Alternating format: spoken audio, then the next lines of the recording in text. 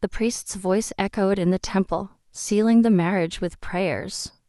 Her Roland swore fidelity to her betrothed. Although she only wished to beat him, the vows had already been pronounced, and the protagonist still did not understand how it came to this. How did she end up kissing this man who looked like a demon himself? The city of Ardell was famous for pleasure and gambling, attracting the ambitious. Sue Roland was a regular visitor to illegal casinos. The young woman made a living by fleecing the unwary with crazy bets. The police were fighting against illegal gambling, organizing constant raids, but Sue always escaped punishment, pretending to look for his brother there. Each time he lied, saying he was there by chance, and got away with it. Sue Roland was 24 years old, and at her age, she was an experienced con artist who loved money. The money meant so much to her that she was even willing to tear her heart out for him. That's why she liked this rotten city so much, because even street people like her could earn good money. Returning home one of those days, Sue discovered that Mel was studying card games. This made her very angry, because the boy was only 14 years old. She had been forced to become a con artist and card player herself, in order to feed the newborn Mel. Despite the fact that they did not share a drop of blood, the protagonist considered the boy her younger brother, and wanted the best for him. She wanted Mel to stop doing stupid things, to focus on his head and studies, because he dreamed of being a gentleman.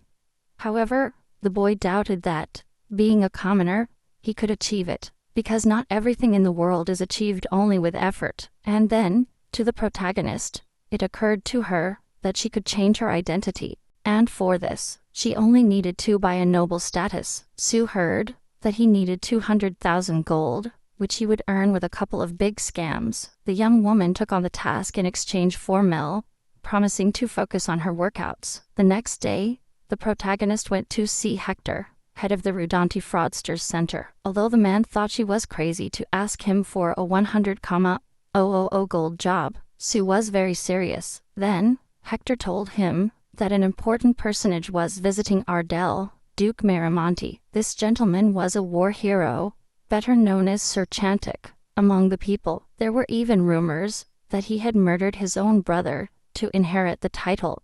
Hector specialized in luring the nobles to the gaming tables. How convenient. Sue, on the other hand, had to pretend to be the naive daughter of a small-town man. What a piece of paper. The heroine entered the place, knowing in advance that Duke Miramonte would be on the top floor. When she saw him, the girl was shocked. Chantic was much more handsome than the rumors said. Hector warned Sue that the Duke was very distrustful, so he promised to send her reinforcements. Just as Miramonte was scrutinizing the heroine's face, the promised support appeared from behind. Sue knew Veronica well.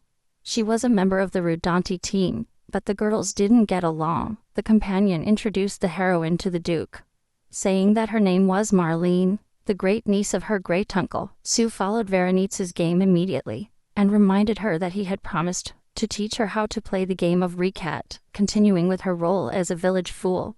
She even proposed to her ladyship to join her apprenticeship. Without a second thought, Miramonte accepted, and within minutes, they were at a gambling table with several accomplices. Veronica proposed to raise the stakes, which surprised the Duke. His relative didn't know how to play at all. This Marlene, however, accepted on the pretext that beginners are usually lucky. To the hypnotic rhythm of the heel, all the players upped the ante. The Duke won the first game. The scammers were supposed to give him false hope, but surprise, Miramonte asked the girl to stop high-heeling. The heroine shuddered. It was evident that the Duke had discovered everything. The proof was that he asked one of the cheaters to close the curtains and another, water, that Miramonte knew the truth, and said nothing, meant something shady, or he was a pervert. Extending the cards to Sue Roland, he offered her private gambling lessons. The heroine let out a feigned giggle, and said that she had had enough of this boring farce. Instead, he proposed to the Duke to play Schackespiel. While they were playing, Sue was trying to understand why Miramonte was looking at her as if he knew her. Besides, he couldn't shake the feeling that she had seen him before too. Suddenly, She was enlightened by an idea, and Sue asked the Duke directly if he had seen her fooling people. Shantik confirmed his suspicion, because he had seen her about a week ago. On top of that, he understood perfectly that this shameless woman was planning to do the same with him. After asking her age, Miramonte said that she was a perfect fit, although she did not understand why. He proposed to bet on her game, and for his part, promised to fulfill any wish if she won. In case of losing, the girl would have to work under his orders for 2 years. The protagonist accepted, believing that 100,000 gold coins were already almost in her pocket. Her Roland was sure that such an experienced con artist as she simply could not lose. However, even if it's hard to believe, the girl ended up losing. Miramonte, as it turned out, was playing for the first time, but being a tactical game, it was not difficult for him. The strategic game Shake a Spell was based on the glorious, the 10-Year War. Each unit and general in it possessed different abilities, and victories achieved either by 100 points or by killing the king. The Duke was a master of war, and it is not surprising that he used moves that ordinary players did not even imagine. And since Miramonte won, he declared to the protagonist that he needed her as a fictional wife. Siu did not understand why she needed her, since this man could get hundreds of fictitious wives. However, judging by the Duke's test of her, an ordinary fictional wife was no good for such a protagonist. Miramonte confirmed his suspicion. I needed their special skills in deception, and they had to deceive none other than King Billet and himself, Javier. Not long before this, Shantak of Miramonte House had received a letter from His Majesty. It turned out that he sent the Duke to Ardell on purpose, a land famous for its beauties. The king hoped that there he would find a woman capable of melting that heart of ice. He wrote that he did not sleep, terrified of what would happen to the Miramonte estate if Shantak died in battle without an heir. The king threatened not to approve his uncle, Ducal, until he found a wife in Ardell. Shantak, furious, crumpled up the letter, threw it away, and turned to the window. That's when he saw Sue Roland, who was just then running away from the police.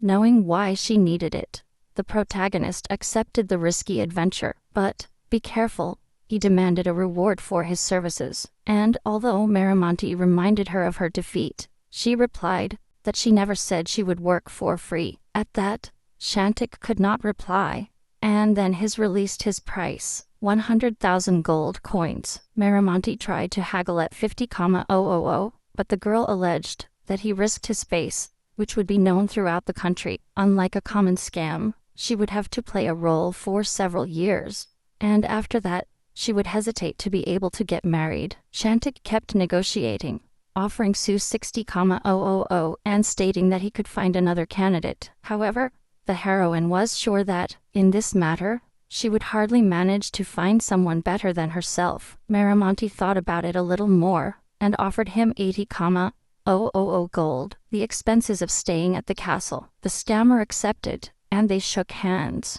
However, during the signing of the contract, Sue demanded that a bonus be added to him in case of success, since the object of the scam would be the king, and any mistake could cost him his head. Since the heroine was risking her life, she demanded that a payment be added for it, which began to drive Shantik crazy. He reminded her that the very same billet and sword was sitting in front of her, and advised her to remember that title. The ducal Miramonte house, from generation to generation, protected the royal family, and was like the fortress of the capital. So in such a place nothing threatened the girl. Sue wasn't going to believe words without proof. Amazing Shantik how that little thing could argue so much. The young woman snorted, and reminded him that they were at a negotiating table. In the end, Miramonte agreed, but removed the clause about cheating expenses from the contract. Since he had already deducted the expenses of accommodation in the castle, Sue agreed,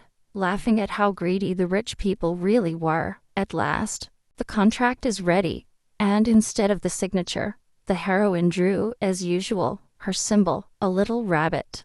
When she saw the Duke's long signature, the girl was shocked, wondering how she didn't get tongue-tied when having to pronounce her own name.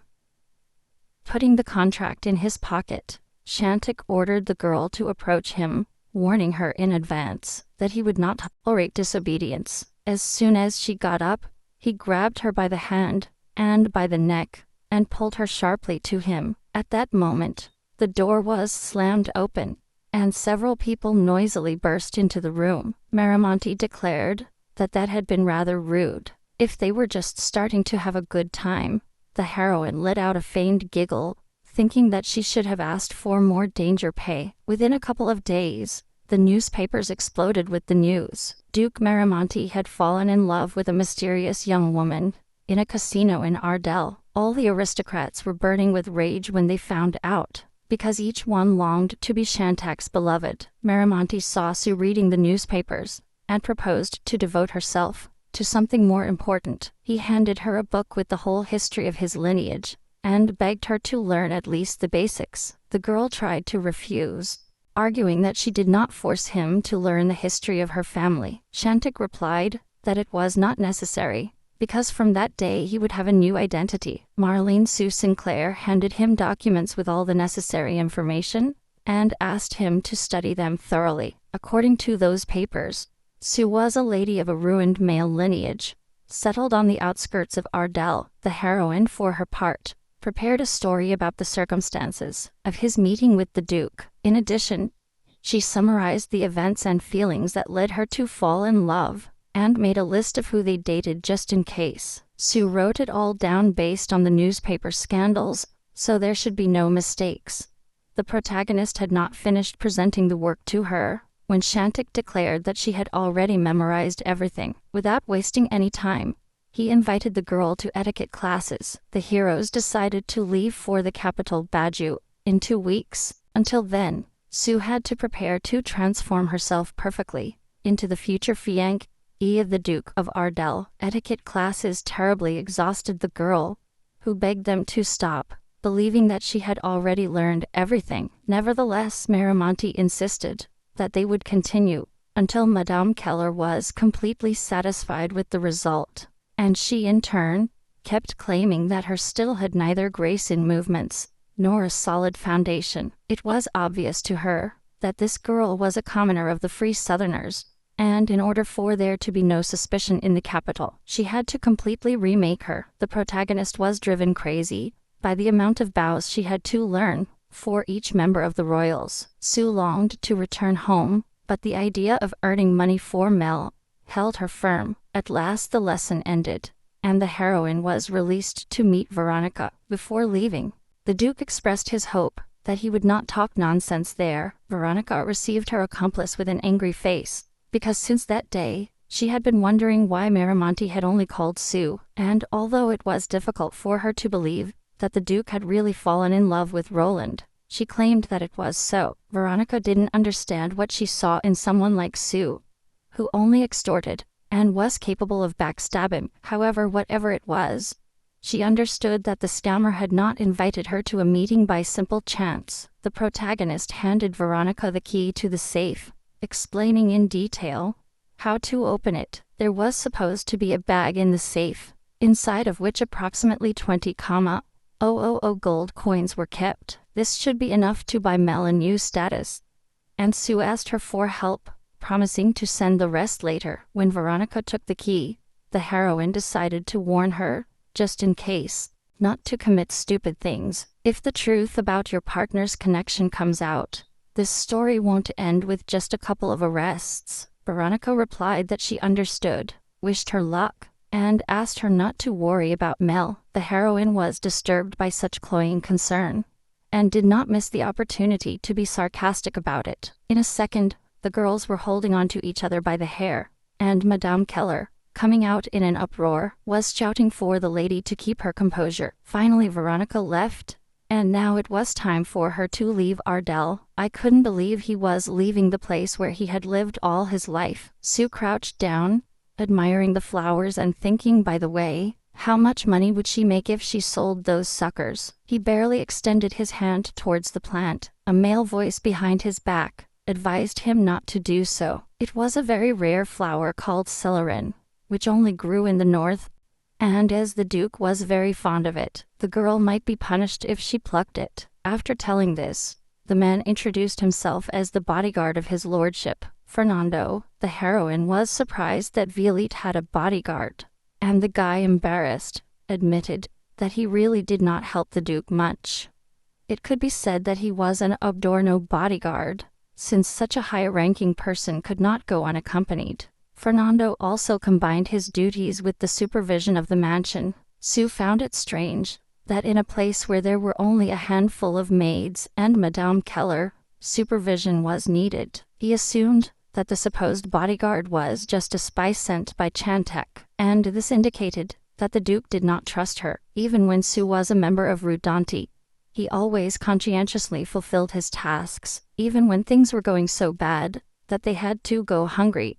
He never sabotaged the game or extorted money by force, because those were the rules of the business, so the Duke decided to destroy his reputation. As if a fraudster had no pride. Noticing the lady's intense gaze, Fernando asked her what was wrong. What was the matter with her? He was surprised to hear her ask if he was from the south.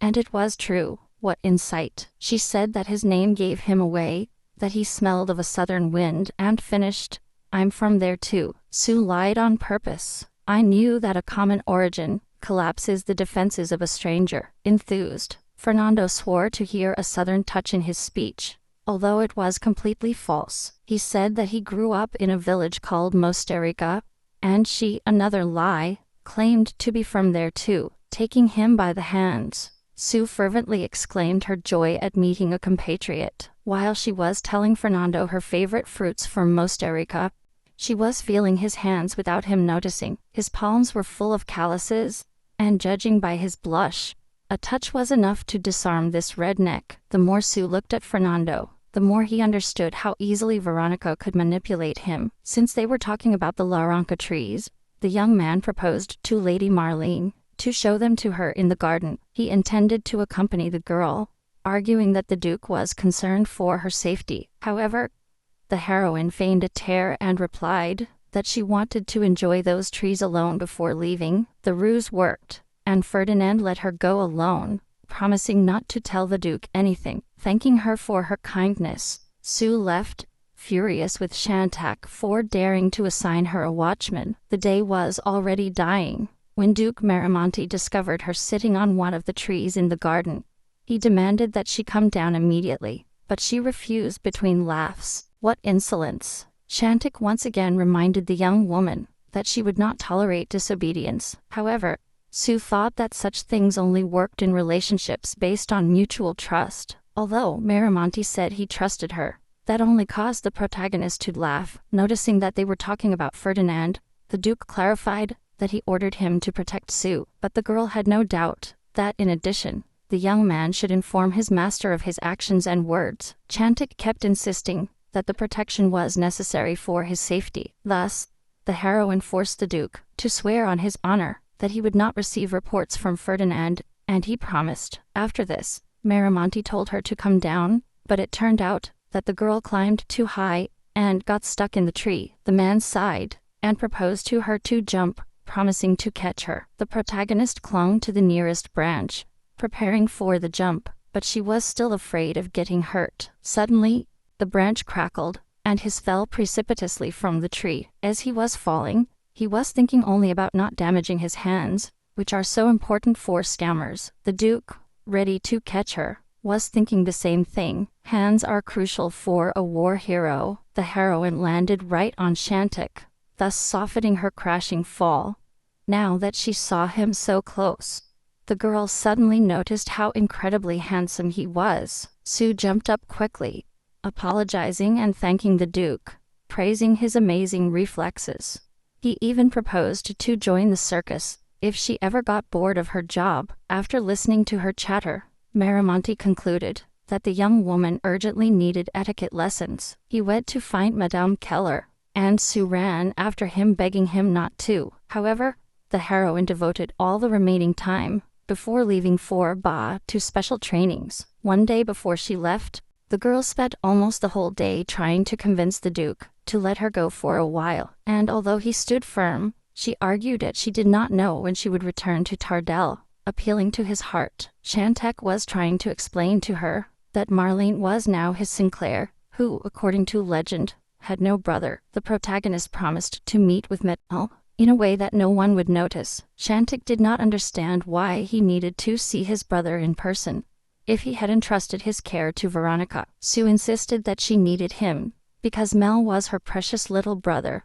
And then the Duke was paralyzed. At that moment, memories of when he was spending time with Theodore clearly surfaced in his thoughts. The change in the Duke's face did not escape Sue's attention, and she asked if everything was all right with him. Miramonte was silent, and then asked if he really loved his brother that much. Doubting that this would influence her decision, the protagonist answered in the affirmative, but, to her surprise, Shantik suddenly let her go. However, she did not want her to go alone, and appointed Fernando as her companion, not wanting to listen to any objections.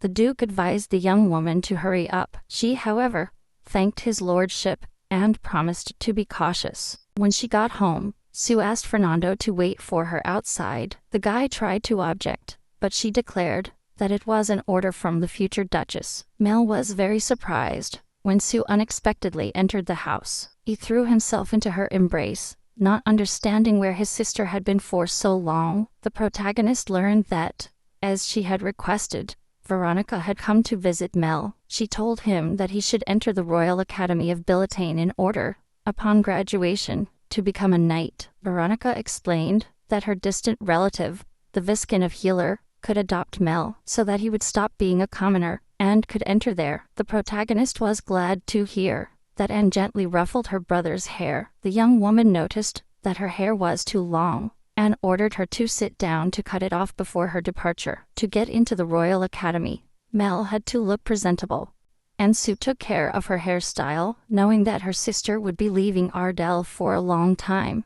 She thought that she had been caught cheating, and offered to bribe the judge, but Sue explained to him that he had simply found a well-paying job. She asked Mel not to worry, and to just devote herself to studying diligently. In addition, the heroine ordered her brother to make sure that no aristocrats dared to harass him at the academy. But Mel was not going to be intimidated, because he was the brother of a girl like Sue Rowland. The heroine promised the guy that she would come back as soon as she finished her work. When Mel found out that she was going to Ba, she was distressed, because that was too far from Ardell. Asked how long he planned to stay there, Sue, without turning around, replied that he did not know yet. Mel hung his head sadly, assuming it was for him that his sister was trying so hard. The heroine took her face in her hands and begged him to stop, vowing to earn so much money that they could live like kings for the rest of their days. He hugged Mel tightly,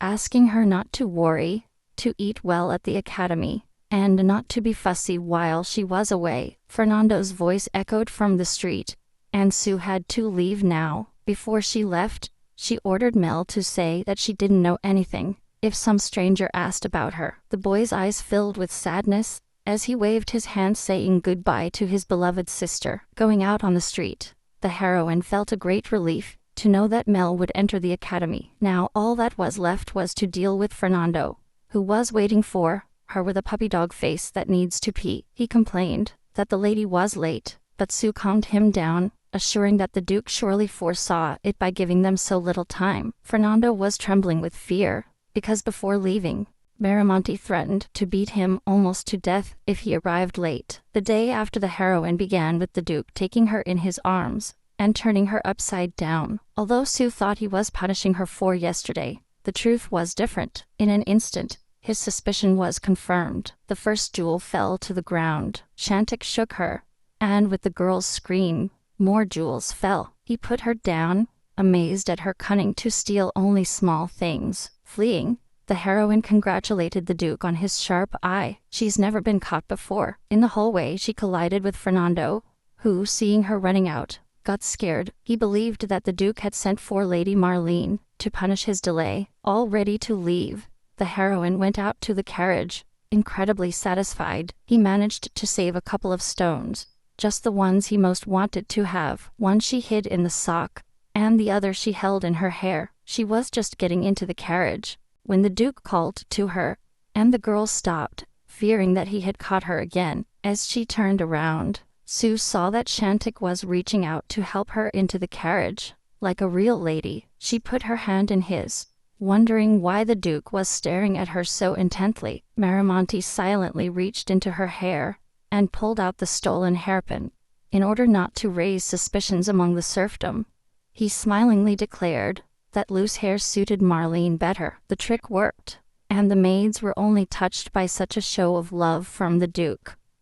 Although the heroine was furious inside because she had noticed it, Sue tried to get the hairpin back, stating that it was more comfortable to pick up long hair. But as much as he tried to get the ornament back, Shantik had no intention of giving it back to him. Already sitting in the carriage, Sue called the Duke a rich scoundrel, but he replied that his wealth did not mean that she could touch his things freely. And while the heroine kept thinking that she could have given him a hairpin, Miramonte stared at her legs.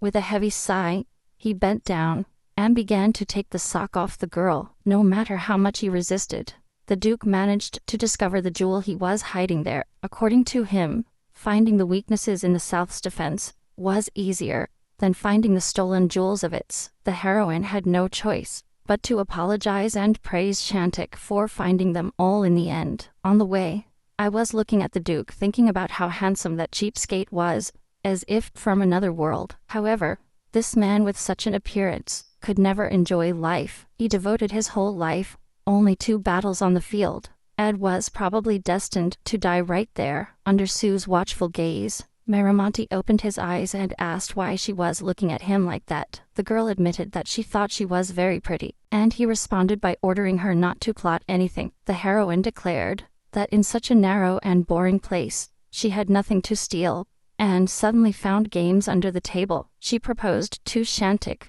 to play at something, but he remembered perfectly that she never played without stakes. Siv suggested to the Duke to bet the jewel he had taken from her, and she was willing to bet a fruit. Miramonte did not like this proposal at all, and suggested to Siv to bet her honesty. Unfolding the table, he declared that if she lost, the young woman should never lie to him again. The protagonist tried to object, stating that she never lies to him, but he looked at her so severely that she accepted the conditions instantly. She was sure of her victory, even without the help of accomplices, and began to shuffle the cards. Judging by the condition of the deck, he deduced that no one had used before to play. This gave him an advantage, since Siv knew perfectly the position of the cards in a new deck.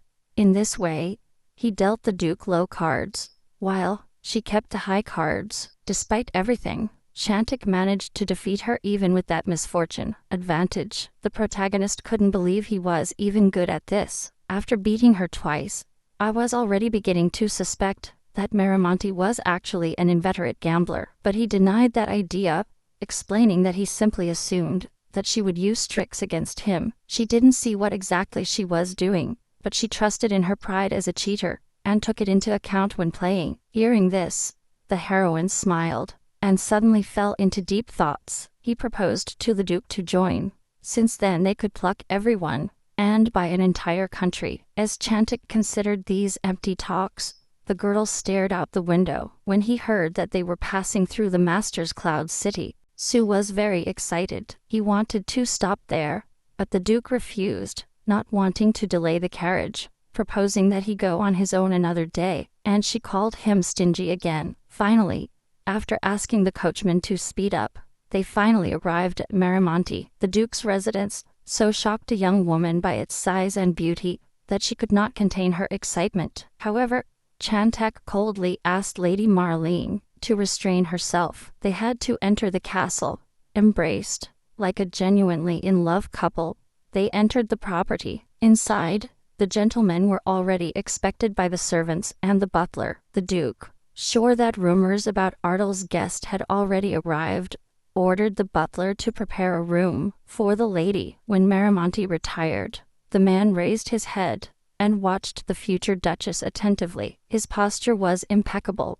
He kept his back with proud straightness. His gait was light and elegant, like the flapping of a swan's wing, and his smile was simply beautiful. Suddenly, the butler took the lady's hands and began to sincerely thank her. According to him, if his lord had remained unmarried, he would not have been able to depart in peace when his time came. Thereupon the butler accompanied Lady Marlene to her room, which was directly opposite his lordship's. The man considered that it was too early to live together, and prepared separate rooms. The heroine was terrified of the idea, so she smiled, and said that everything was fine. The maids came in to inform the lady that the Duke ordered to prepare for a royal audience. They accompanied the young woman to the bathroom to help her clean up after the trip. The heroine felt uncomfortable having to undress in front of strangers. While she was being bathed, a maid noticed bruises and scars on Lady Marlene's body. Sue attributed it to the fact that,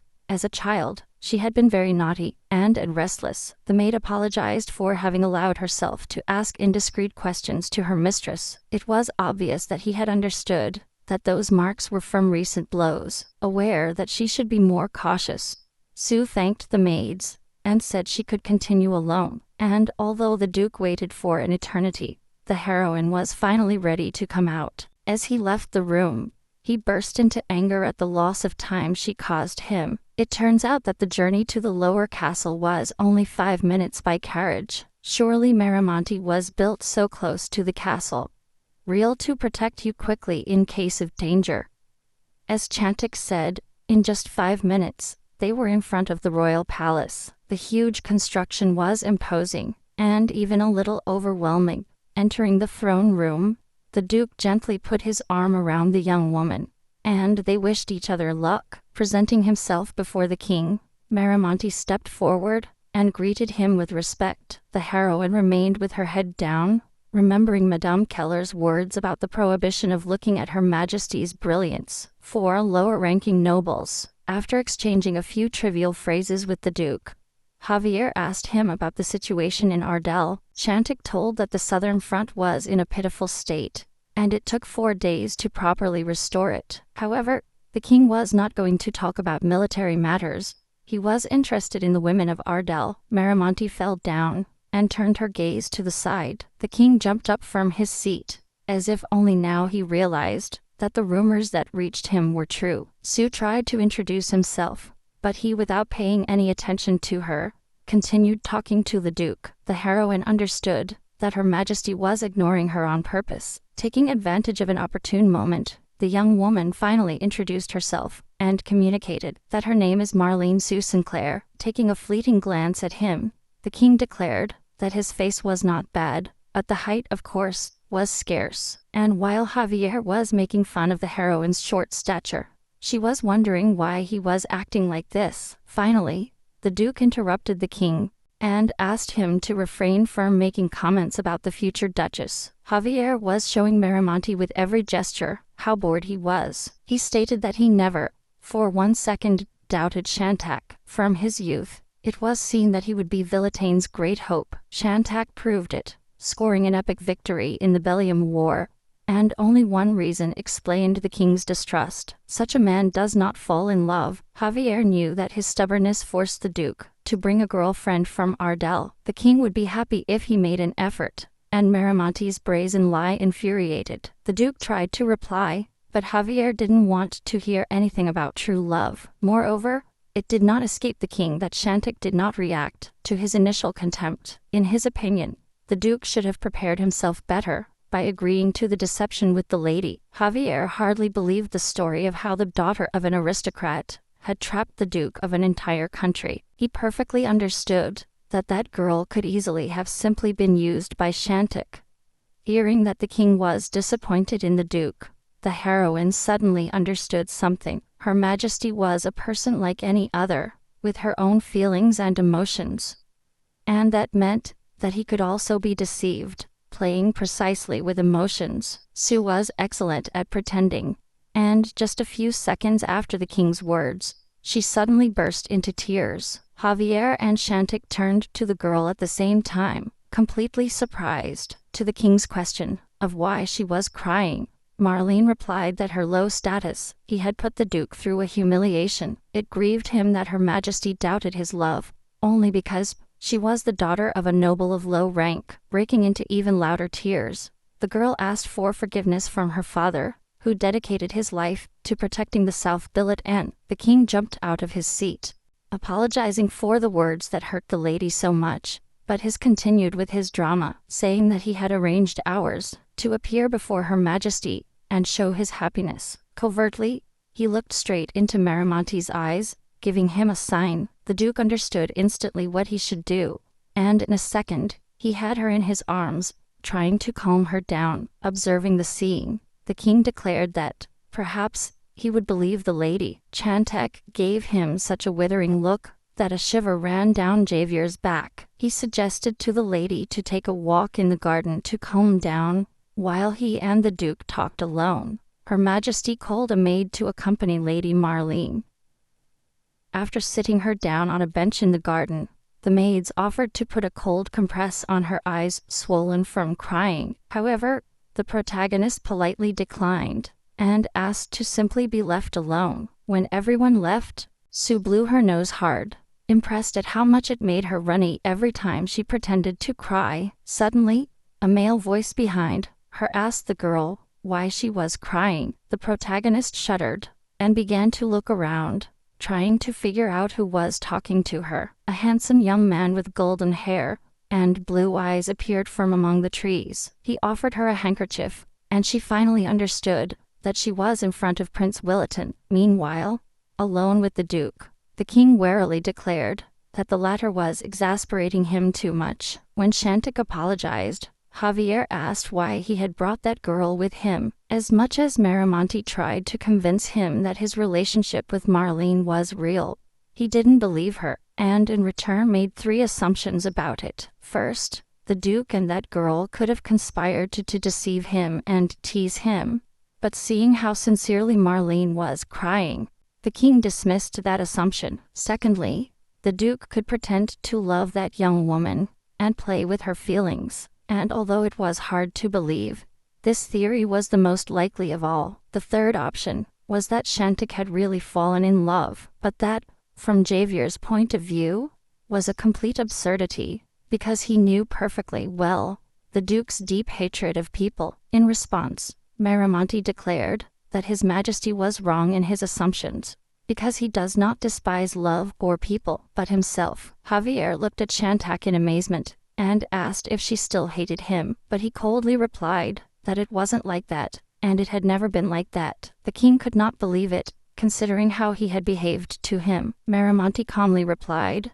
that Her Majesty only wanted to find him a duchess. Javier tried to reply something, but the Duke abruptly interrupted him. Chantek reminded His Majesty that he was not his brother, and begged him not to demand of him what he could not give, and if the problem was Maramonti's heir, he had a son to whom he planned to cede his domains. The king asked what would become of the Duke himself once he gave Maramonti to that child. The possibility of losing Chantek greatly worried Javier, and he did not hide it. However, the Duke had no answer except to apologize, and after asking the king for forgiveness, he prepared to leave. The protagonist remembered Madame Keller's words that the greeting to the prince and the heir should be different. However, Sue had no idea who was in front to her, so he bowed and apologized. The young woman confessed that she did not know who he was, and this caused the prince a lot of grace. He couldn't calm down, and Sue didn't understand if he had said something so funny. At one point,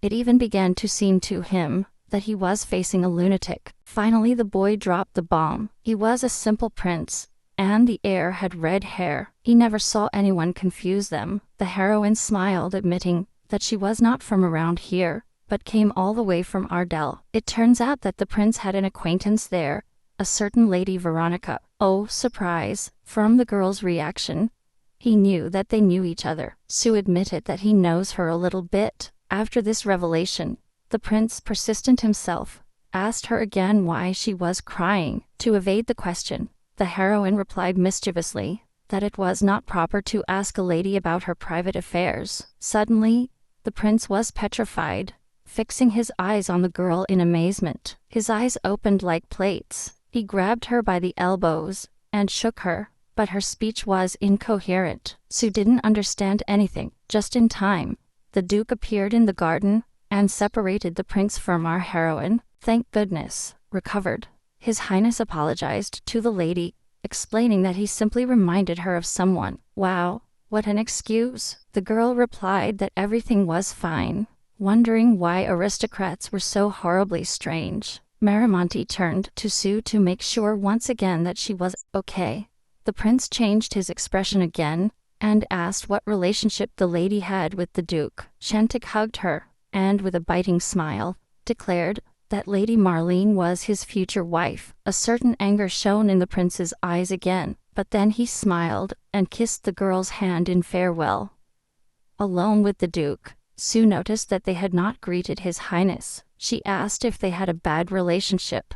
Shantik dryly confirmed his assumption, and he turned to leave. He showed with all his attitude that he was tired and did not want to talk. Absorbed in his thoughts, Maramonti walked so fast that the heroine could barely keep up with him. It was already getting late, and they were still walking somewhere, and Sue dared not even ask how much further they should walk. The duke finally stopped, and the heroine, looking up, noticed that they had reached the castle of Maramonti.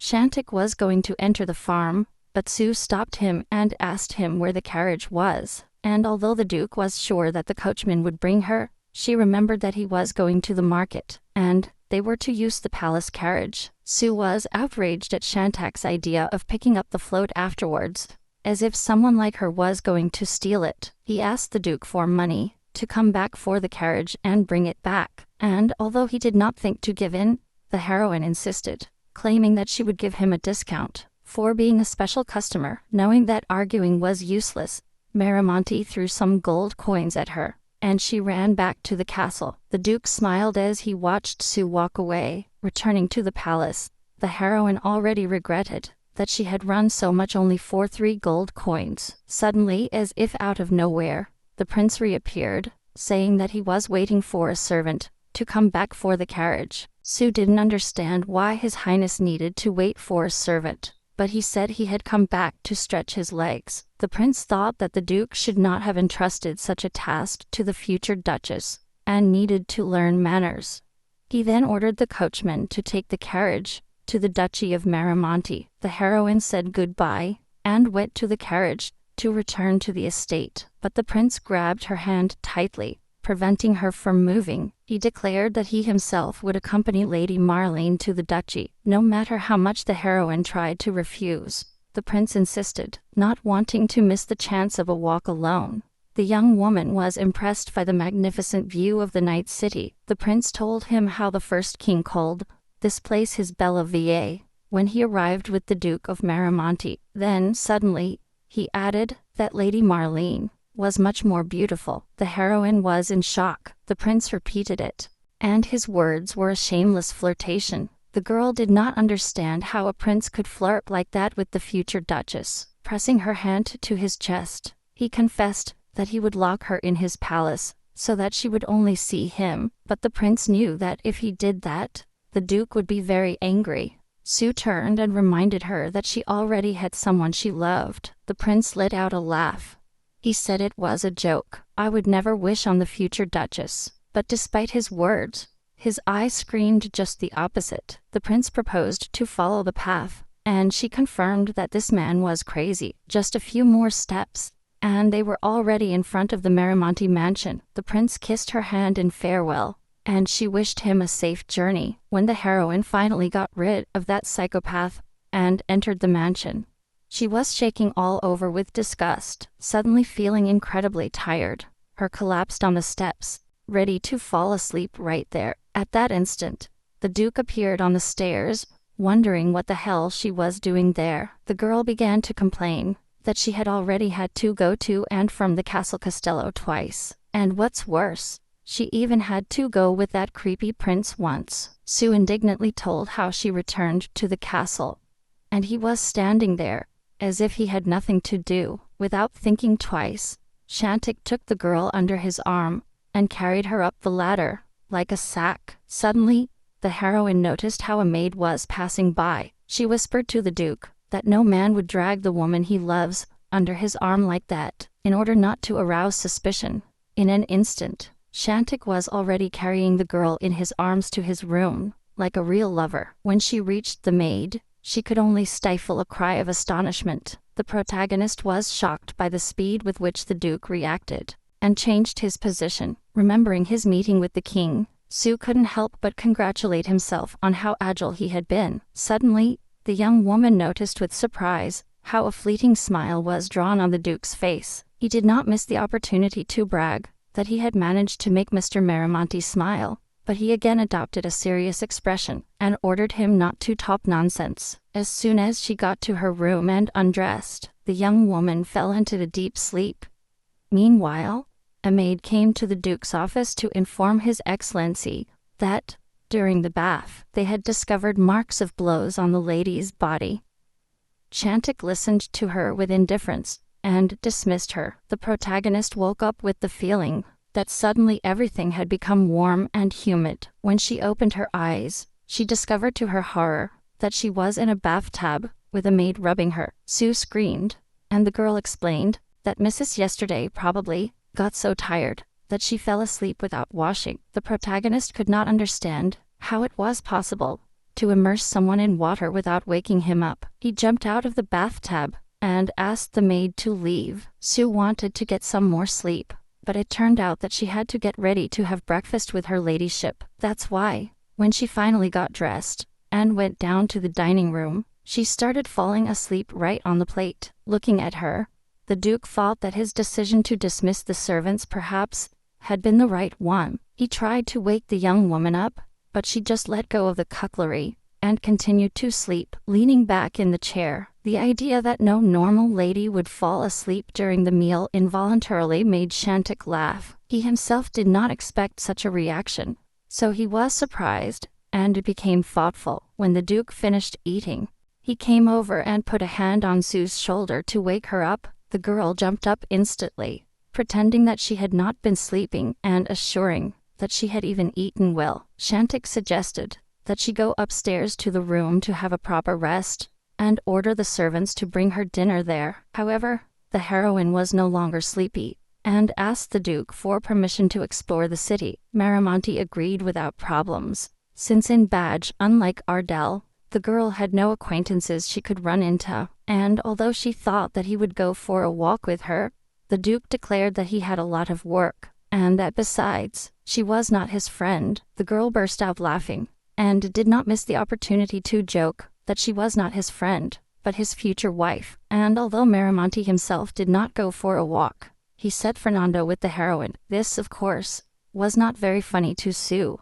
but the Dai explained that it was all just for the safety of the lady. In addition, the Duke is a very busy civil servant, so it is difficult for him to be absent. Fernando told that his lordship met a lady during his vacation.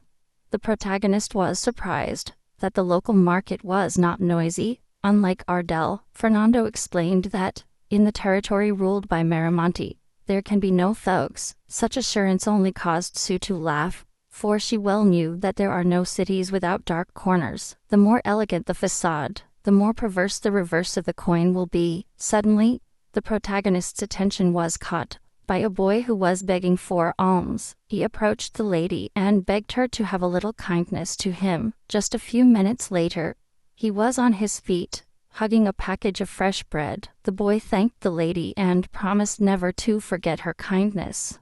When asked why he did not eat the bread, he replied that he was going to share it with his younger brothers. The heroine offered him water and food instantly, promising to buy more for his family. Satisfied and with provisions for his home, the boy thanked the lady again. She asked him for his hand, poured coins, and asked if 10 silver coins would be enough to survive in the capital. Then Sue leaned over and whispered to him to hand over 10 coins and keep the rest. Taking leave with a caress, he advised her to go to the Duke's castle if she felt hungry again. When asked who he was, he replied that he would find out if he went where she indicated. When the beggar left, Fernando asked Lady Marlene why she did not give him the money directly, because if he spent it carefully, he could stay fed for a whole week.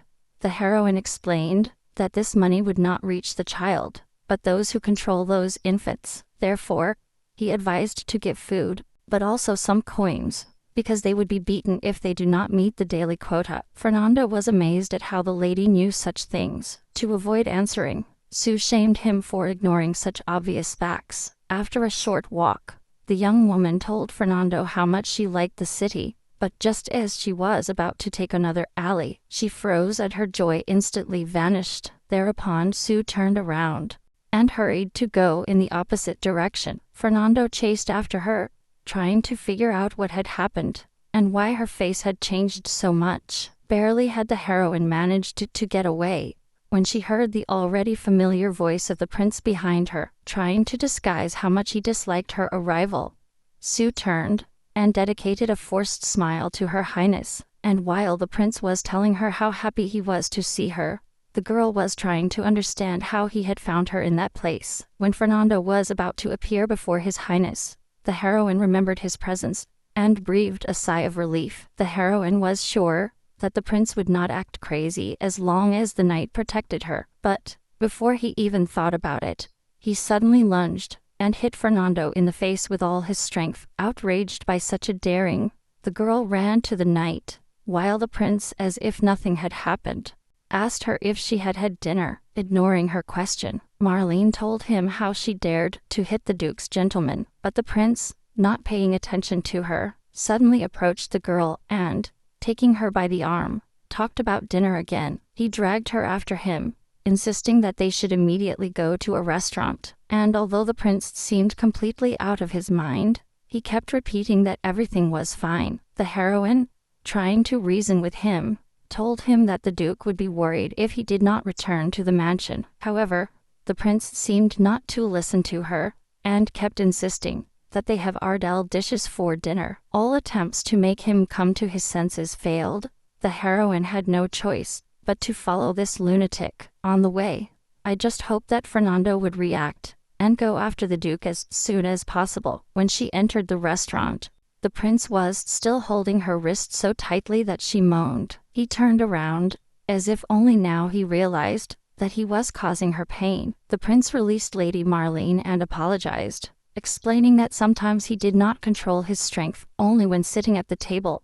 Arcturus Megova, Charles Clement Villeton, was formally introduced. However, he asked her to simply call him Arcturus. The protagonist noticed that the duke must have been very worried about her tardiness. Not wanting to hear about Chantic, the prince offered her something to eat before she got cold. After drinking some water, Sue was thinking about why this man ignored everything he was told. Without taking his eyes off her, Arcturus asked why she wasn't eating anything. The girl smiled and explained that, actually, she had already eaten a steak during breakfast with the duke. At the same instant, the prince snatched the plate from the table and threw it forcefully against the window, shattering it, and while he ordered the restaurant employee to bring something to the girl's taste, she regretted that she had not eaten quietly from the very beginning. So, when the waiter brought a new dish, she tried her best to pretend that she loved everything. He was exaggerating so much that Arcturus suddenly noticed his falsity. Somewhat disturbed, he asked the young woman if she had been frightened. Rubbing his neck nervously, the prince repeated once again that he had little control over himself. Marlene tried to convince His Highness that everything was fine, but he, as if not listening to what she was saying, asked her to call him Arcturus. Once the misunderstanding was resolved, and when the girl began to eat, the prince watched her without looking away, and when she suddenly declared that she was beautiful even eating, the protagonist even choked up. He offered Marlene a handkerchief, but she just wished he would leave her alone. And suddenly, Arcturus asked how they met Sir Chantic. The heroine recited to him a learned text about how she saw the duke for the first time when he was touring the southern front. Then, she met him by chance in the pleasure district of Ardell and fell in love. After listening to her, the prince's face suddenly darkened. His hand closed into a fist, and his whole body suddenly trembled with a nervous tic. Feeling that he was losing control due to the anger that was invading him, Arcturus tried to calm down by squeezing one hand with the other. Finally, he managed to draw a smile that did not convince Sue at all that everything was fine, and suddenly the prince declared that he never thought that the duke could love someone. The young woman jumped up from the table when she noticed that on His Highness' glove there were traces of blood. Taking off his glove, Arcturus smiled and claimed that everything was in order. According to him, It is the best way to restrain yourself, so the lady has nothing to worry about. It touched him that Marlene cared so much about the one who forcibly brought her to the restaurant, and suddenly, red to the ears, he confessed to the girl that he is crazy about her. Taking her by the hand, Arcturus asked her, "And now what are you supposed to do?" The protagonist knew that the prince was only 19, but she could not forgive him for his follies just for that. Just at that instant, the duke appeared by his table, and without saying anything, he pulled the prince's hand away from the girl's. Arcturus noticed with a smile that Shantik had arrived quite quickly. Looking at the prince sternly, the duke asked him if he had forgotten his words. Shantik stated that he had no idea what his highness saw in that girl, but whatever it was none of his business, saying that this lady will be his wife. The duke took her by the hand and pulled her towards him. Finally, he demanded Arcturus to stop joking at once. The prince calmly reminded the duke that he and Lady Marlene were not married yet. Also, according to him, Shantik did not seem like the kind of man capable of treating a woman gently. Hardly restraining himself, the duke advised Magov to behave decently.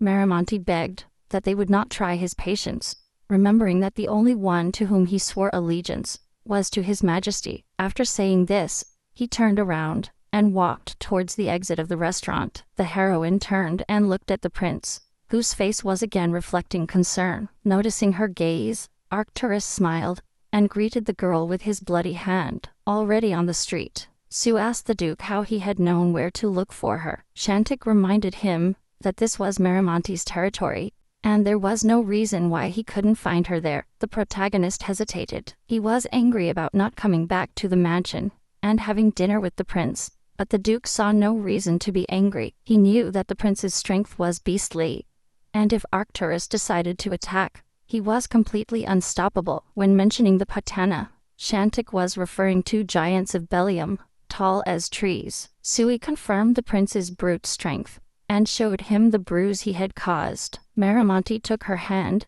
and began to rub it gently. The heroine was terrified of looking like a bully at the dance if someone saw the bruise, but Shantik assured that this would not happen and continued to rub his hand insistently. A minute later, there was no trace of the bruise left on Sue's skin. She couldn't believe it, but the duke explained that he just hit it. The pain would still be there. Remembering the maid's words, Shantik asked if there were bruises in other places. After receiving a negative response, he turned around and continued on his way home. The heroine confessed that she was impressed by how the duke behaves with his highness, who, in her opinion, was a complete madman. He guessed that Shantik had known the prince since childhood, because he addressed him by his childhood name, Magoa. Suddenly, the duke smiled and declared that her seemed to be indeed completely fearless, for he was not frightened, even after facing the cruelty of Arcturus. However, the heroine did not know what she should be afraid of, if she had done nothing wrong. According to Shantik, the prince poorly controls his impulses, and also avoids people, and does not usually leave the palace. So today's incident was somewhat surprising. He advised the young woman to, in any case, be careful with Arcturus, since even his majesty does not manage to restrain him. When the heroine went to visit Fernando, she discovered that he was covered with bruises. The boy got up from the bed and grabbed his dagger, apologizing to the lady to atone for his guilt for not having protected Lady Marlene. Fernando was willing to give his hand. The heroine screamed and snatched the gun from him, claiming that she did not need his hand. She explained that she was just coming to visit him, and Fernando let out a sigh of relief. The boy was glad that Lady Marlene didn't like the idea, because she really didn't want to do it, even if it was an order from the duke. The heroine interrupted him and asked why he was covered with bruises.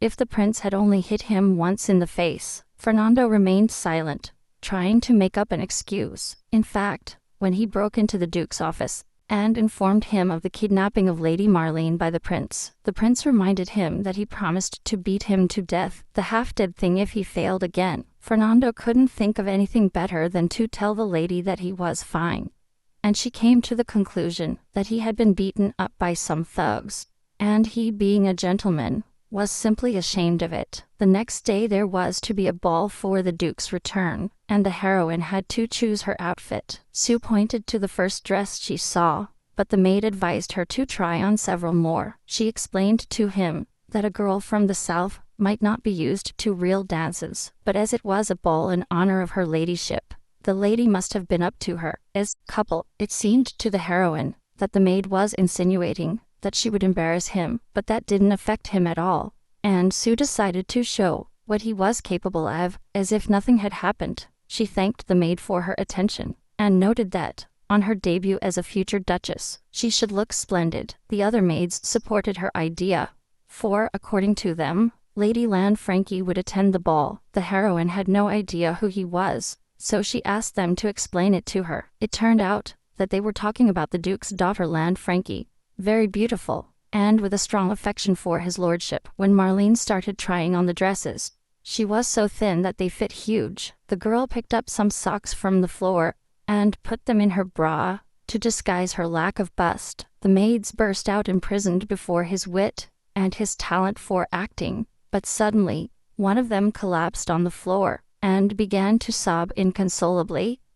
The girl could not accept that even such a skeletal lady, whose dress fit big, became his lordship's fiancée. The other maids dragged her away, covering her mouth while shouting that she would look much better in those clothes. After a while, the preparations were finally over, and Lady Marlene was ready for the ball. But the compliments did not make her any fun, because she knew perfectly well that everything was a facade, and the one who shone that day was not her, but Marlene Sue Sinclair, the role she was playing. If there was anyone whose brilliance was authentic, it was Duke Miramonte, the one who shone no matter what he was wearing or where he was. Chantic told the young woman that she looked especially beautiful today, with an elegance unattainable for those who come from the slums. But on the other hand, Sue had something that aristocrats did not possess, and that's why he was not discouraged. On the way to the carriage, the young woman asked the Duke at what time the dance usually ended. What was your astonishment to discover that the royal ball lasted 3 days and 3 nights? However, Chantic promised that they would only greet His Majesty and return quickly. As Suya was getting into the carriage, the Duke suddenly stopped and stared at her with wide-open eyes. The next moment, with an angry expression, he grabbed the young woman by the arm, and without giving explanations approached her. What was Chantic's surprise when he pulled a pair of socks made into a ball out of his corset. The heroine blushed, trembled, and began to scream, either out of embarrassment or out of indignation that he accused her of stealing socks. As she got into the carriage, she noticed that the Duke was suppressing his laughter, so she grumbled that he should laugh if he wanted to. With his permission, Chantic let out a loud and jovial laugh, looking at him angrily. The protagonist wondered since when he laughed and smiled so much. When Duke Miramonte and his fiancée entered the ballroom, all eyes fell on them.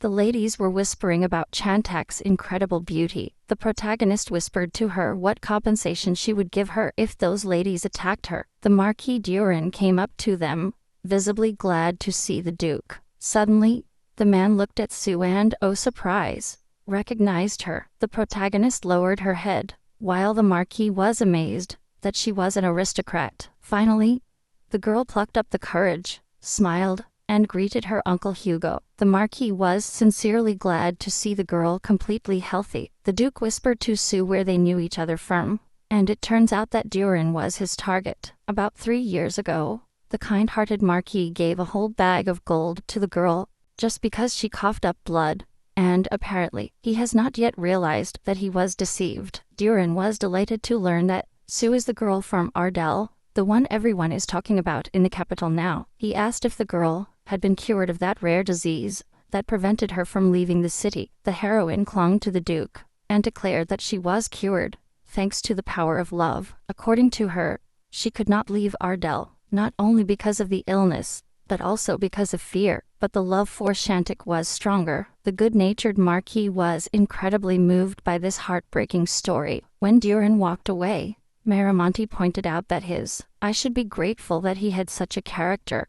Suddenly, a red-haired woman approached who after greeting the Duke, reproached him for not even sending her a message when he returned from Ardell. Upon learning that she was Lady Lanfranchi, the protagonist remembered what a maid said about her. The woman claimed to have heard about the Duke of Ardell's mistress, and he introduced her to Lady Marlene as his future wife. Lady Lanfranchi frowned, making no secret that she believed he would be engaged to her. The Duke proposed to the woman to step aside and talk to herself. He asked Marlene to wait a little and promised to return soon. In a more secluded place, Miramonte asked Lady Lanfranchi to stop being so cheeky. The woman reminded him that something united them, and in order to take responsibility for this child, he had to marry her. But the Duke did not consider that a sufficient reason for marriage. The child received all the necessary care from the duchy, and Chantic promised that he would continue to grow without shortages. Therefore, he strongly recommended Lady Lanfranchi not to try to achieve her wishes, hiding in responsibility. All this time, the heroine was spying on them from around the corner, not understanding a single word of their conversation. Meanwhile, Chantic begged Lady Lanfranchi not to make a fuss on the day of Marlene's debut as a future duchess. Determined to end this tense situation, the heroine ran to the Duke, and taking him by the arm, invited him to dance. With a beaming smile, she declared that it had been a pleasure to meet her, and wished Lady Lanfranchi a pleasant evening. Before the woman could react, Sue took a completely stunned Chantic with her. As the dance began, the heroine smiled maliciously, and proposed to the Duke to thank him for his timely help. Reacting at last, Miramonte smiled, and turned the young woman more energetically into the dance. Sue was amazed by his abilities. Was there anything in this life that he couldn't do? And although the Duke admitted that there was something that resisted him, he preferred to keep silent and not give more details. The girl did not insist, because instead she would not reveal her weaknesses so easily either. His Majesty Javier entered the living room, and his gaze immediately fell on the dancing couple. He approached them and asked Lady Marlene if she was enjoying her time in the capital. The protagonist wanted to reply that she had better keep an eye on her son, but she just said that everything was wonderful. After a short silence, the king suddenly declared that he was very glad that the Duke finally decided to get married. However, she was worried that Chantic had brought that lady only to annul the marriage right after the wedding. Clinging to Miramonte, the protagonist exclaimed, and begged Her Majesty not to say such things. According to her, she and the Duke loved each other, and such words hurt her deeply. The problem, however, was that Javier believed the lady, which he couldn't say about Chantic himself. Although he didn't want to seem inconsiderate, insisting on his point of view. Therefore, he wished the couple to enjoy the dance, and added that he was looking forward to their wedding. As Javier walked away, the heroine asked if his words counted as acceptance of marriage, and the Duke nodded. Inside, the girl was jumping for joy. This meant that he could soon have his money. After waiting a little longer, Sue realized that he was very hungry. Chantic proposed to go to the garden, where there were tables set up, to have something to eat. While he finished his talk with His Majesty, the heroine took his advice, and went out into the yard, in search of something rich. He was just about to take a plate, when someone held one out to him. Sue recognized that voice, and when he turned around, he saw Arcturus with a happy smile. The girl had the idea of going to a place with more people, so that the prince wouldn't do another stupid thing. But when she suggested going back to the ballroom, he stated that so many people made him uncomfortable. Nervous, Sue let out a giggle and said she should come back to show her dancing skills, and headed to the castle. But Arcturus caught up to her, took her by the wrist, and asked if she was avoiding him. The young woman tried to convince His Highness that this was not the case, but he, ignoring her, asked her to call him by name. He took Lady Marlene by the shoulders, and asked her what it was that she was so afraid of, looking at her with his crazy blue eyes. The prince assured that he had no intention of hurting her. Suddenly, he turned sharply and, dragging the girl after him, took her somewhere. The anger towards the prince, who was behaving as he pleased, overwhelmed his and kicked him away. However, Arcturus calmly stopped his blow, and grabbed her by the leg. The next instant, he carried the girl on his shoulder, declaring that he had something to show her. No matter how much the protagonist was kicking, the prince wouldn't let her go, and asked her to calm down, promising that it wouldn't be long before she arrived. Sue didn't even notice that, on the way, one of her shoes had fallen off. When they arrived at the indicated place, the sun had set, and the forest was in complete darkness. To the girl's question about why she couldn't walk alone, Arcturus replied that she was missing a shoe. Finally, the prince lowered the heroine to the ground, and as he turned around, he saw on the edge a bright tree, incredibly beautiful. To Marlene's surprise, Arcturus replied that that was Cynthia. The heroine never imagined that the divine tree of ancient legends was real, and yet she was in front of him, seeing him with her own eyes, unable to take her gaze away from that beauty. The prince's expression revealed how happy he was to share with the girl something that he loved. He was glad that Marlene liked the show too, like a little kid. Thinking about it, the prince was almost Mel's age, and the heroine, having nothing to fear from a 19-year-old boy, let herself fall to the ground. Smiling, he said that if he had carried her there to show her that, he could have explained it with words. Arcturus was embarrassed, and confessed that he was simply in a hurry. He stood up, and suddenly declared that Lady Marlene looked a lot like the spirit of that tree. The girl was surprised by his words, because at the age of 19, she should have already stopped believing in spirits. Seeing by his face that she did not believe him, Arcturus approached the tree, and touched its trunk. The trunk opened, and in the middle appeared the spirit of the tree, really very similar to the heroine. Sue jumped up, speechless with surprise, as the prince explained that she was Cynthia. It was a treasure of the royal family, guarded for 1,000 years, and since the spirit showed its face only to the owner of the palace of Cynthia, even His Majesty could not see it. When Arcturus was little, she had her eyes open, but one day, for some reason, she closed it, starting from the fact that Lady Marlene was able, unlike others, to see Cynthia. The prince deduced that she was somehow related to the spirit. It was rumored that in very ancient times, this spirit even walked and talked, so Arcturus assumed that Cynthia might have descendants. The protagonist smiled at the idea that a con artist was a descendant of a divine spirit. The prince explained that this is why he was so surprised the day he met Marlene, although now seeing her and Cynthia together, he noticed that they were somewhat different, realizing that Arcturus as a child was so obsessed with her by the fairy. The protagonist let out a laugh, but stopped laughing after a few seconds, when the prince suddenly blurted out his idea to her. He thought that if Lady Marlene had inherited the blood of the spirit, maybe Cynthia would wake up if they sprinkled this place with the girl's blood, and although Arcturus, laughing, said that it was just a joke, it sounded quite scary. Although the protagonist saw no resemblance between her and the spirit, the prince insisted that they were very similar. Since he loved Cynthia like no one else, and could not be mistaken, he approached the tree and hugged it tightly to show that it was not breaking, even though it looked fragile. And in that instant, Marlene's shoe flew straight at the head of the prince. Behind him, an angry dupe believed that Manga was seeking his end. He took her by the hand, indignant that he could not leave her alone. Arcturus, for his part, was furious that Shantik followed him, but ignored him, accusing him of desiring the duke's wife, enraptured by a tree. Sick of hearing it, Arcturus drew his sword and pointed it at Maramonti. Sue squealed and begged to be put away. A thin line of blood ran down Shantak's neck, but he remained impassive. For the prince, it was no surprise that the duke didn't care about living either. Perhaps His Majesty was worried about that. Even Shantak's gaze was inert. It outraged Arcturus that the king of a country should stoop to save such a one.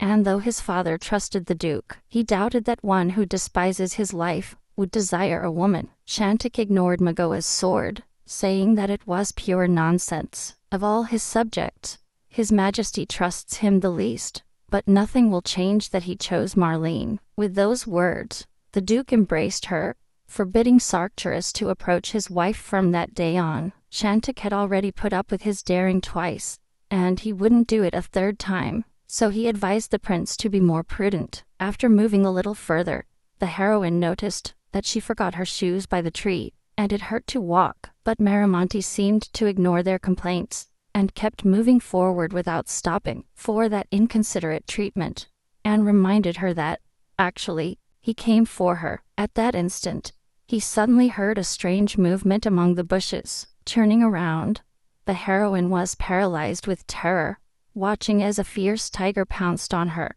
Sue couldn't believe that such beasts could exist in the royal forest, thinking that the king would not allow a dangerous beast for his children.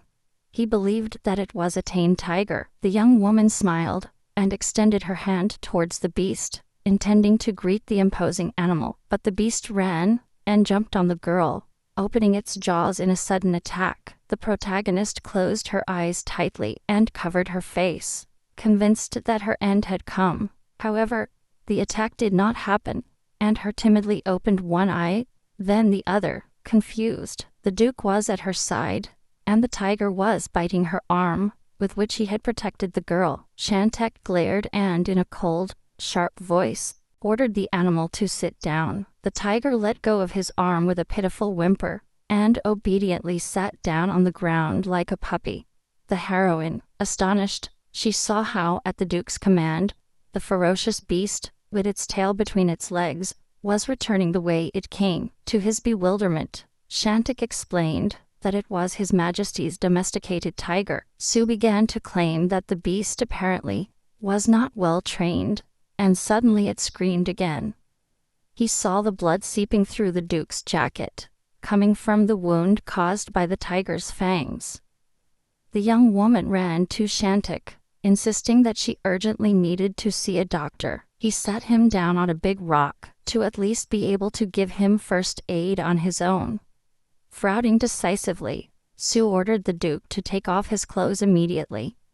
While he was taking off his doublet, the girl was thinking about what she could use as a bandage to cover the wound. When Sue turned back to Shantek, he was shocked by the huge amount of scars that covered his entire body, but the Duke explained that anyone who has been on the battlefield has such scars, and that there is nothing to worry about, because everything heals in the end. However, the protagonist pointed out that being bitten by an animal is something completely different. With her teeth, she tore a piece of cloth from the hem of her dress to bandage the wound. Deeply thoughtful, and as if upset about something, the girl silently gave first aid to Shantek. He broke the silence first, wondering why she was taking it so seriously, as he knew that she herself also had scars. The heroine straightened up, and on her exposed leg, a large bruise from the blow could be noticed. The girl quickly recovered, smiled, and asked if he had found out from the maid who was helping her to take a bath. The Duke proposed to dismiss that servant. Sisu felt uncomfortable about it. However,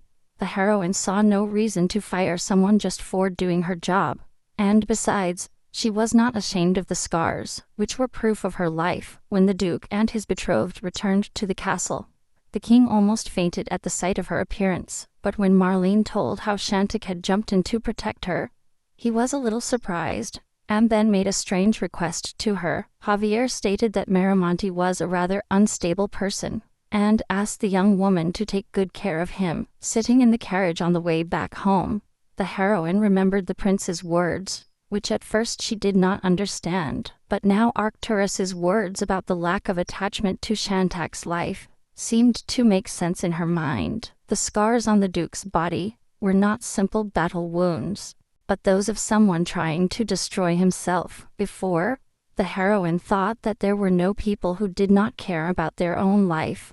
Even she, raised in dirty alleys, valued every moment lived. The Duke interrupted the girl's thoughts, suddenly declaring that her wedding would take place the following week. When Sue found out that everything would happen so soon, panic completely invaded her. Shantek did not understand the problem, since the wedding was fake, but the girl remembered that in the eyes of others it must be real. He reassured her, saying that it would be a discreet ceremony within the autonomy, and that the important thing was the presence of the king. His Majesty knew perfectly well that Maramonti did not like the fuss, so I wouldn't suspect anything strange. The heroine asked if Shantek would get the title by getting married, But the man answered negatively, because even he did not know when it would happen. This outraged Su, who did not plan to stay on leave for more than a year. He pounced on Shantik, repeating that he had his life and should return to his brother. Mas Miramonte promised that he would not be long, for His Majesty was not suspicious for a long time. The young woman believed him and asked what would happen to her when he got what he was looking for. According to Chantak, then Marlene Speu Sinclair would disappear, die or leave him, and Miramonte's plan would be done when he gave him the title of Duke. That child, Su thought that the king would be suspicious if Shantik gave up the title as soon as he received it, but apparently, a ducal title is not annulled, except for a serious crime such as treason. The heroine was amazed by the coldness with which Miramonte spoke, not caring about the king's feelings, but none of that affected him anymore, and soon he would have to say goodbye to the role of Marlene. The young woman dreamed of, when everything was over, going to a small village and resting properly, somewhere that no Bahian nobleman would think of visiting. Thinking about that, the heroine suddenly realized that the Duke was going to resign. She laughed and proposed to Shantik to join her as a swindler. If he had nothing to do, time was flying by, and the Duke was getting more and more busy with the wedding preparations. Su was surprised that he felt absolutely nothing, no worries. And although Miramonte reminded her that it was only a contract marriage, she thought that didn't make it less of a marriage. She was surrounding him, suggesting that she worked so hard on purpose, so as not to feel melancholy about the upcoming wedding. Shantik declared that she was no help, and unjust in the way, and kicked Su out the door. A maid passed by and gave Marlene such a strange smile that it made her even more uneasy.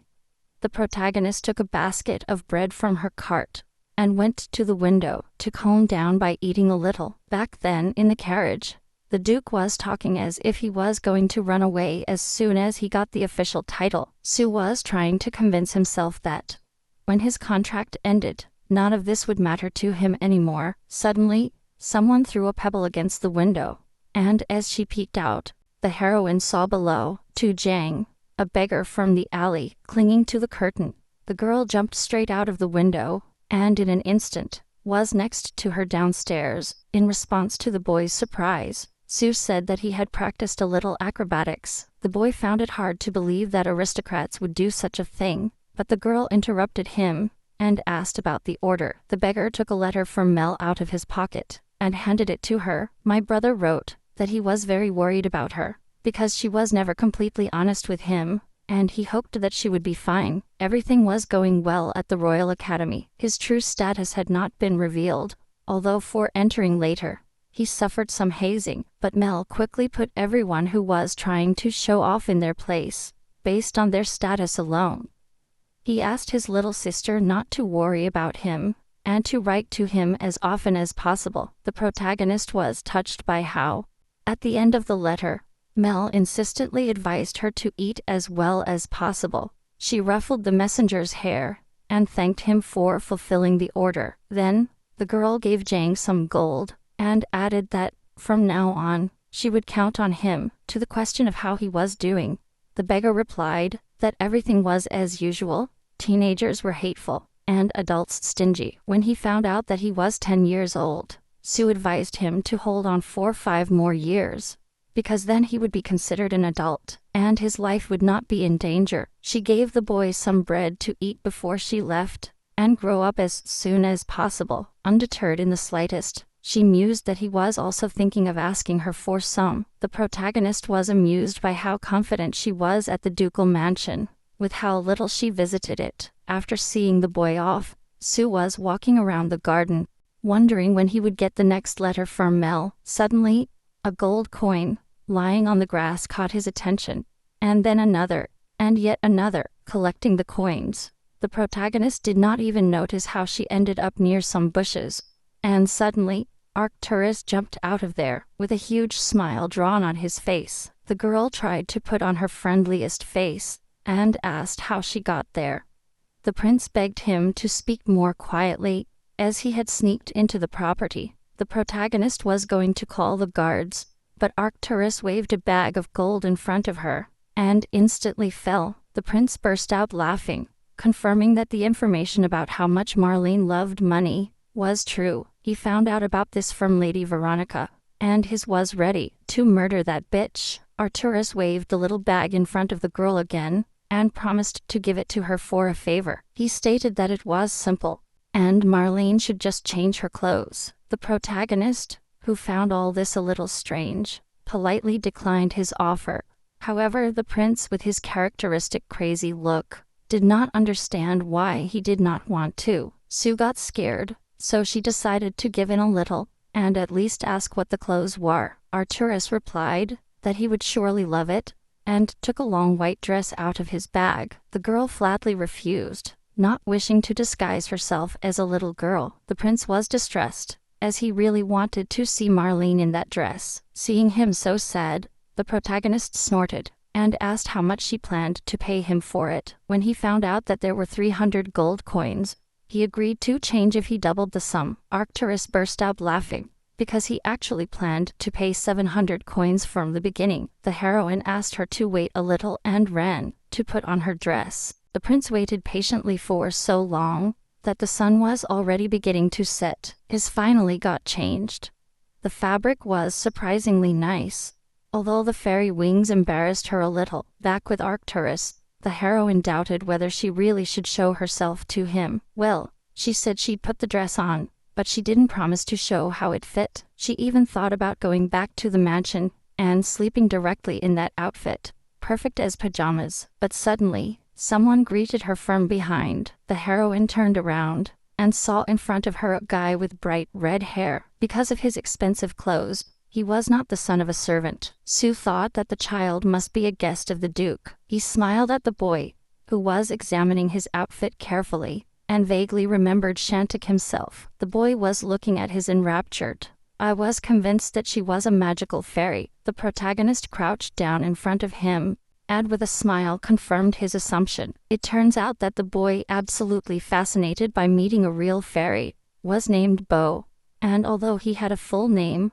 much longer, he preferred to introduce himself like that to his new friend. Suddenly, Duke Miramonte came up, called the boy, and smiling invited him to come closer. Bo ran to hug Shantik, who proposed to enter the farm so as not to freeze. Then, he turned to Sue and invited her to join them, for the sun had almost set. Getting up obediently, the protagonist wondered if Bo would be the Duke's son.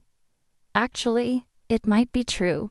Shantik was not so young, and could well be the father of a 6-year-old boy. Perhaps it was of him that the Duke was speaking to her in the carriage. Deep down, the protagonist knew she shouldn't care. The contract did not oblige Miramonte to inform him about his family. Sue felt the air getting really cold, and it would be a good idea to go back to the mansion. Suddenly, the girl felt that she forgot something, but she could not remember it, so she concluded that it should not be important. Meanwhile, frozen by the cold wind, the prince was sneezing, waiting in the bushes for her to come back.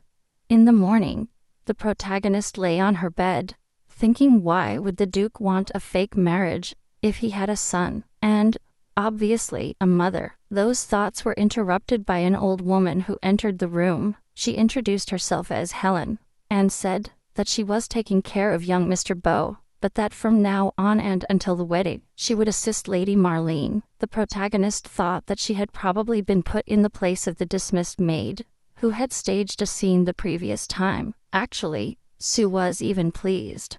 Helen was much nicer. He understood now that Bo wasn't just living in the duchy.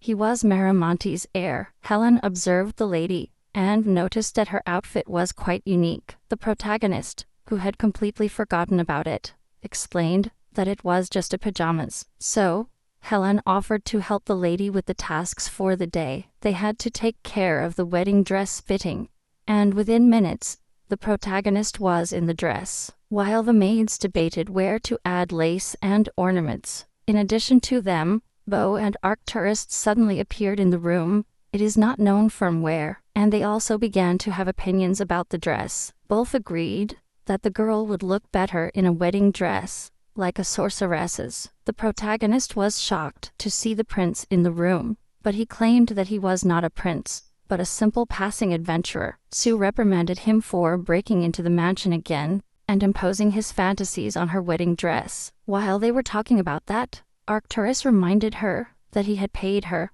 and she still did not fulfill his request. Upon hearing this, Bo was amazed that a fairy could go back on her word. The prince was going to tell the boy about the 700 golds paid to that fairy, but she silenced him and proposed to continue talking outside. Once outside, the heroine demanded that Arcturus reveal the real reason why he was following her, but he only asked if she really intended to marry the duke. He even offered to help her if she wished to escape the wedding romantically. Sue burst out laughing and asked him not to say silly things, which visibly upset Arcturus. He claimed that the duke was incapable of loving and taking responsibility for those around him. The heroine, indignant, asked the prince not to say that, assuring that Shantik had always been very attentive to her. Arcturus interrupted her, stating that he thought so, because that boy's mother, Bo, died because of the duke. The prince could not go into details of the incident itself, but he could tell Sue about that woman. Bo's mother, Camilla, taught Arcturus the protocol, and she was a strong and beautiful woman. A few years ago, on one of those sunny summer days, the royal gardener was working in the garden. The prince, who since then could not control his own power, ran into the courtyard, and barely touching a tree, broke it in half. Seeing this, the gardener was speechless, completely petrified. The boy ran to the frightened man and proposed to play for a while. Arcturus waved his hand slightly and snatched the pruning shears from her, which flew out and broke in two. The gardener fell to the ground and begged His Highness to spare his life. Soon, a rumor spread among the aristocrats that the prince, born of a captive princess Pontanti, who had committed suicide, had not learned to control the powers of his tribe. Everything he touched fell apart and turned into garbage, even real treasures. It was rumored that because of the boy, the palace was almost empty. When Arcturus hugged his nanny, he unintentionally broke her neck. They called the boy a real monster. He killed so many maids that it's hard to count them. Knowing what was being said about him, Arcturus spent his days alone, reading books in his castle. But one day, Camilla came and declared that she would teach him manners. The boy received the teacher cautiously, but she came in uninvited and sat opposite. Settling into the chair, Camilla proposed to Arcturus to skip the first day, because he was not in the mood. The guy was surprised that she spoke to him so casually. Camilla, for her part, saw no reason to formally treat a child 11 years younger. The prince was shocked by her impudence. No one dared to look at him. He confessed to the young woman how terribly lonely this made him feel. Camilla explained that it was logical, with that enormous strength she had. So, she proposed to Arcturus to accompany her to an amazing place. The girl took him to a Cynthia tree. It glowed in the dark, revealed a real secret to him. That tree was indestructible, no matter what. "How do you know real secrets?" he asked. "It's another secret," he replied. Then, Camilla invited Arcturus to come closer and hug the magic tree. Hesitating, he approached, touched him, hugged him, and a smile lit up his face. After her story, the prince advised her to think it over before getting married. He kissed her hand and begged her to let him know if she changed her mind about marrying the duke. Upon returning to the mansion, Helen informed that his lordship requested her presence in his office after the test. Sue proposed to Bo to accompany her, and he gladly accepted. On the way to Shantak's office, the prince's words kept echoing in the young woman's head. The idea that the boy's mother might have died because of the duke disturbed her. Sue was trying to discern if Arcturus was telling the truth, or if it was all fabrication out of jealousy towards Shantik. But come to think of it, strange rumors had always been circulating about the duke, even that he had murdered his own brother. However, Miramonte did not look like such a cold monster at all, and besides, he was planning to leave the duchy. Suddenly, Bo, calling her little sister, smiled sweetly at her. His pure smile made him think that he and the duke had a good relationship, and children don't know how to lie about their feelings. When they finally arrived at the office, The boy suddenly got up the courage to ask Sue something. I wanted to know why she hadn't put on her magic fairy outfit today. The protagonist explained to Bo that this outfit was for special occasions, and begged her to keep the secret that she was a fairy. Just at that moment, the Duke's voice was heard from inside, asking why they were still standing there without entering. Upon entering the office, Sue reminded Bo in a whisper that they should keep their secrets safe, but the guy unexpectedly stepped forward and, protecting her with his body, assured the Duke that this lady was not a fairy. The Duke confirmed Bo's words and then asked Marlene to come to him. The protagonist was outraged that I gave her orders as if she were a dog. Chantic let out a laugh and replied that he treated her like his wife. When the girl approached, he handed her some documents with the protocol and the program of the wedding. Sue was shocked to learn that the wedding was in 3 days. Although she was furious that he hadn't told her before, she took the documents to review them. The girl came out shaking with rage, and Bo ran after her. He stopped her, begged her not to get angry, and offered her a valuable pitchfork. It was the same one she tried to steal on the way to the duchy, but Chantic caught her. When asked where he found it,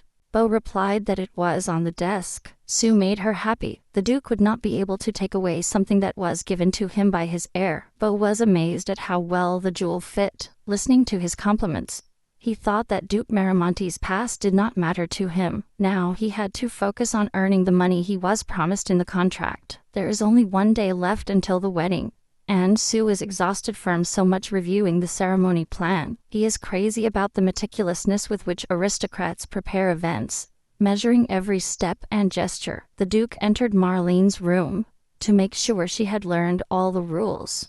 The protagonist asked her what kind of person she thinks she is, because according to her, it was the easiest thing in the world. Chantic advised him to go to bed early, so as not to miss the morning schedule, and left the room. But Sue ran after him, grabbed him by the sleeve, and begged him to stay a moment longer. Since he had come, he smiled at her and proposed to rehearse the upcoming event. The Duke did not refuse, took her by the hand, and guided her to the window, simulating the way to the altar. The protagonist realized that all this was making her very nervous. Sue was amazed at how calm Chantic was 1 day away from his own wedding. Looking at her absolutely cold face, she sentenced that all this would soon be over. The young woman imagined Mel's sermon when she returned, but remembered that he was at school, and they would be late to see each other. Sue told Chantic that her brother longed to be a knight, and she paid for his education. The girl observed the Duke attentively, and stated that surely he also had a brother. Maramonti turned around and, with a sigh, admitted that yes, he had indeed had it. Seeing him at that moment, the heroine understood that the prince was wrong when he said that the Duke was incapable of love. The man in front of her didn't seem as devoid of emotions as the bad tongues were saying. Rather, it was as if someone had taken away his ability to feel. Just like that, Chantic raised the girl's hand and kissed her with his lips as planned. Sue stared at him in silence, trying to understand how the hell they had gotten to that situation. Only when Maramonti wished her good night, the heroine returned from her thoughts to reality. She stated that she was determined regarding the wedding, and that everything would turn out fine. Without turning around, Chantic advised him, once again, to get as much sleep as possible. The next morning, the streets were filled with people who came out to say goodbye to the Duke and his bride towards the temple. Sue complained about the constant lack of sleep, and the Duke begged her to stop nodding off at that moment. Following the learned plan, the heroine smiled and waved to the people, playing a happy bride. Almost crying, she watched as the Duke's knights threw gold coins into the crowd. I could not understand the weddings of aristocrats, where instead of receiving gifts, the bride and groom were the ones who gave them. The heroine was struck by the love and loyalty with which the people greeted the Duke, calling him the hero of Villetaine. This man undoubtedly carried the weight of admiration and exaggerated expectations. Unable to contain himself, Sue asked if his lordship had any pain in his shoulder. Chantic didn't understand at first, but then he smiled and called her cheeky, tapping her on the forehead. Sue understood that he was right. It was just a contract, and he was sticking his nose where he shouldn't. The girl blushed at the thought that he was acting so confidently, as if she were his real wife. Making such a reckless mistake was not like her.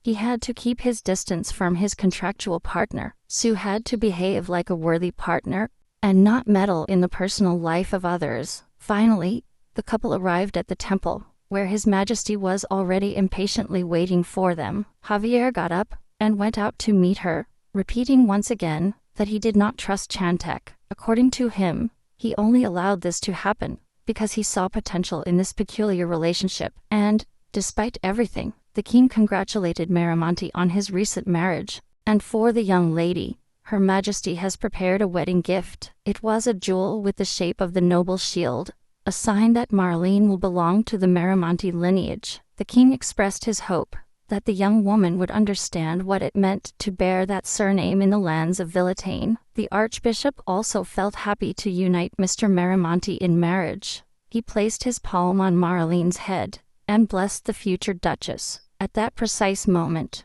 the protagonist completely understood the role that she would have to play. From now on, she would be the duchess blessed by the king and the archbishop, wife of the hero of Villetaine, adored by the people. The girl reminded herself once again that this should not break her, because it was just another scam. The bride and groom approached the altar and swore to love each other until death separated them. Despite her fervent desire to refuse such a marriage, Sue smiled and answered yes. The priest announced that it was time to seal their union with the first kiss. The protagonist shuddered, because that was not in the script. Chantek took her hand and pulled her towards him, whispering to her not to forget to smile. Then they kissed, and Sue felt the fire emanating from their lips. The girl blushed with excitement. She attributed it to it being her first kiss. When the event ended, and they went to Chantek's room, Sue couldn't move. She was sad because her first kiss had been like this, leaving her worries behind. He asked why he couldn't sleep in his room. The Duke explained that spending the wedding night in separate rooms would arouse suspicion.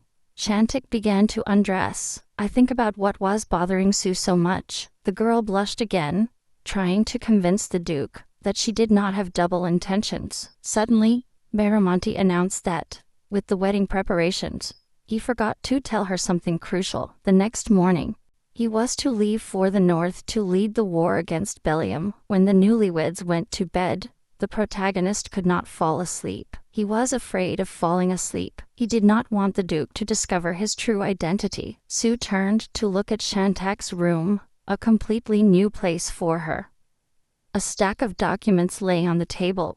This boring man was working, even at his wedding. The young woman turned to the Duke, who was sleeping peacefully next to her. It made him laugh to think that even someone like him had become exhausted with the tedious wedding. Sue's laughter woke up Chantek, who, rubbing his eyes, ordered him to sleep. The heroine apologized, and suddenly he raised his hand and laid it on her head. Miramonte took a lock of the girl's hair and silently watched him for a while. Realizing that he was half asleep, Sue was shocked and afraid to even move. The young woman suddenly thought that Chantek would come back wounded from another war, and that made her sad. He reminded himself to discard that pretentious sympathy and turned away from the man. Looking at her, the Duke suddenly blurted out that her hair was too light. The heroine smiled and asked if it prevented her from sleeping, but Chantek replied that it did not. She wanted to say something else, but instead she just brushed her hair with her lips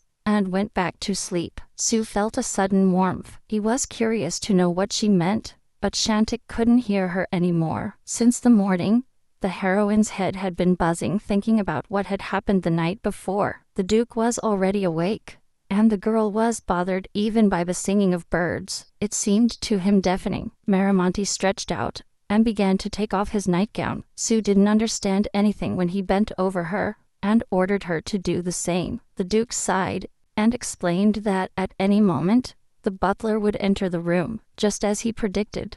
At that precise moment, there was a knock on the door. The butler entered the bedroom and froze, embarrassed by the scene. Chantek, naked and half-turned, barely covered with a sheet, was hugging Lady Marlene. The servant announced that breakfast was ready and went out, and only then, the Duke released Sue and began to get dressed. She refused his offer to call a maid to help her. I preferred to do it alone. The memory of what happened last night haunted her endlessly. Helen came into the room. He wished the lady good morning and offered her the dress prepared for Marlene. He advised her to hurry, as Her Majesty had arrived at the mansion. Helen offered her help to the lady, and the young woman gladly accepted. When Sue was ready, she came down to the drawing room to greet Her Majesty. It turns out that the king personally came to the duchy because he felt guilty about having to separate the newlyweds on the first day of their married life. However, he promised that it would only take a couple of weeks, as Shantik only needed to put down the rebellion in the north. After hearing Javier's words, the heroine turned and looked at the Duke. With a look full of sadness, the man remained unfazed even as he was about to leave for the battlefield.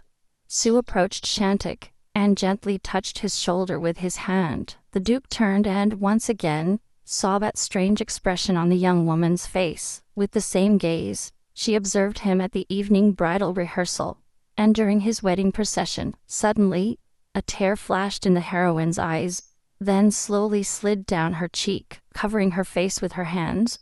Marlene begged his lordship to be cautious and take care of himself in battle. According to her, she was afraid to even imagine what would become of her if something happened to him. Miramonte drew the young woman to himself. He hugged her tenderly and promised to return safely. The king watched the scene with a smile. Shantik informed Marlene that he was leaving Fernando to protect her. Then he took a lock of her hair and kissed it. At the same time, he whispered to Sue in her ear that he had warned the butler to keep a close eye on the valuable items. The Duke strongly advised the young woman not to even think about stealing anything in his absence. One day, after Shantik left Miramonte, the prince showed up to visit Marlene. The visit outraged him. The fact that the Duke is not here does not annul his ban. Arcturus confessed that he just wanted to see her after so long. He used the wedding as an excuse. She could not answer. He, with a laugh, proposed to her for a divorce. The prince believed that Shantik's departure was the perfect opportunity for a divorce. Sue warned that if he mentioned the divorce again, she would kick him out herself. Ignoring her words, the prince was glad to be able to see her again. He told her that aristocrats usually make a small tea after the wedding, but Sue didn't do any of that. So Arcturus went to see if he was okay. The heroine admitted that she felt uncomfortable surrounded by new people. Arcturus kept marveling at how she didn't get bored being always alone. To avoid further pressure on the issue, Sue replied that she now had a lot to do with her new status as a duchess. Among other things, he worked with accounting books and engaged in small hobbies. Arcturus showed interest in knowing what hobbies the girl was interested in. So she got up, took a deck of cards from the dressing table, and proposed to play a game of recap. The heroine was sure that, if he had come to see her, it meant that he had nothing better to do, and so they could play. Arcturus felt puzzled and admitted that Sue was the only one who behaved like this with a prince. The girl did not give in, and proposed to play with a bet to make the game more exciting. The heroine really wanted to know as much as possible about the Duke, in particular, why the prince had said that he had killed Camilla. Besides, he was interested to know how true were the rumors that Shantik had killed his brother, and this time, Sue was determined to get every last drop of information out of Arcturus. The prince accepted, and was already about to put his condition, but the girl, stepping forward, declared that divorce could not be the bet. There was an awkward pause, as Sue was looking at Arcturus so sternly that he didn't even dare to continue the sentence. Then, with a mocking smile, he replied that he didn't really want much more than that.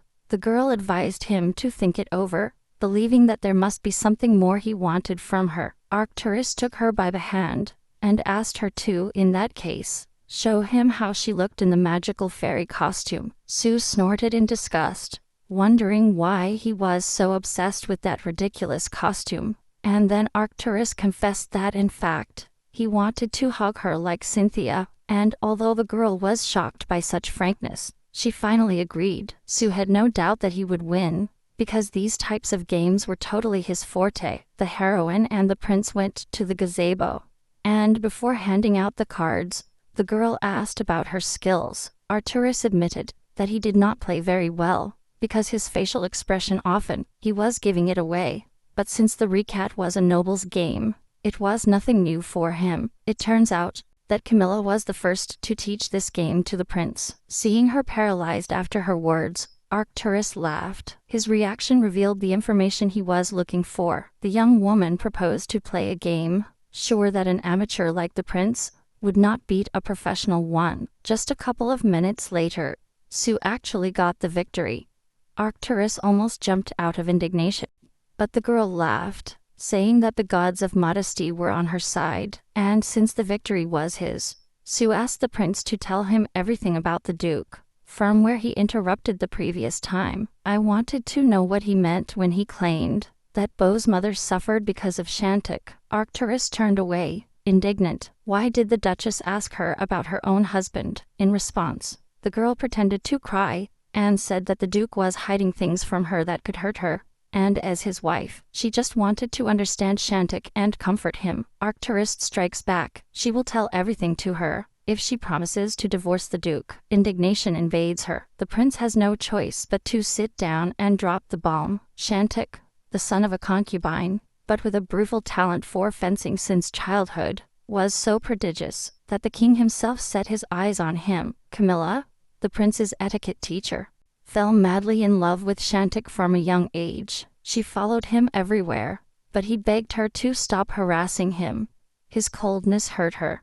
He called him an idiot. I'm sure he didn't even have any friends. He offered her his friendship, but again she mercilessly rejected it. She boasted of suitors, and he curtly sent her to them, and to leave him alone. But Camilla only wanted Shantik. I was convinced they were cellmates. She, like him, was also born of a concubine of the Duke, and she knew well what it was to live under the watchful eye of the Duchess. Besides, Camille was sure that both of them were much more talented than the rightful heirs. The young woman believed that such a coincidence was nothing other than fate itself. Shantak distrusted such an assumption, because his sister Camille was only 3 years old. I couldn't tell if I would get over it. Moreover, he never considered himself better than his brother, who in his opinion, was more amazing than he was. One day, Camille asked Arcturus about her beauty, and he replied that she was very pretty. So, she complained that Shantik constantly rejected her. Apparently, someone else liked him. The young woman asked the prince if he loved Cynthia, and the boy answered in the affirmative. Camille wanted to know if he loved Lotta more than her, and Arcturus confirmed it once again. The young woman was outraged to lose even against a tree. It didn't matter how much the prince tried to convince her that it was important. Camilla needed to be the priority. With a thoughtful expression, he sentenced that his heart was completely shattered right now. When the prince turned 8, His Majesty appointed Shantik as his fencing instructor. Maramonti held out a wooden training sword to Arcturus, but the boy shattered it with one blow. And although Shantik thought that the prince had not liked the gun, he declared that it was he who did not like it. Maramonti received the statement with complete calm, and did not even bother to ask the reason for such aversion. This further upset Arcturus, who ordered Shantik to ask him the reason for his anger.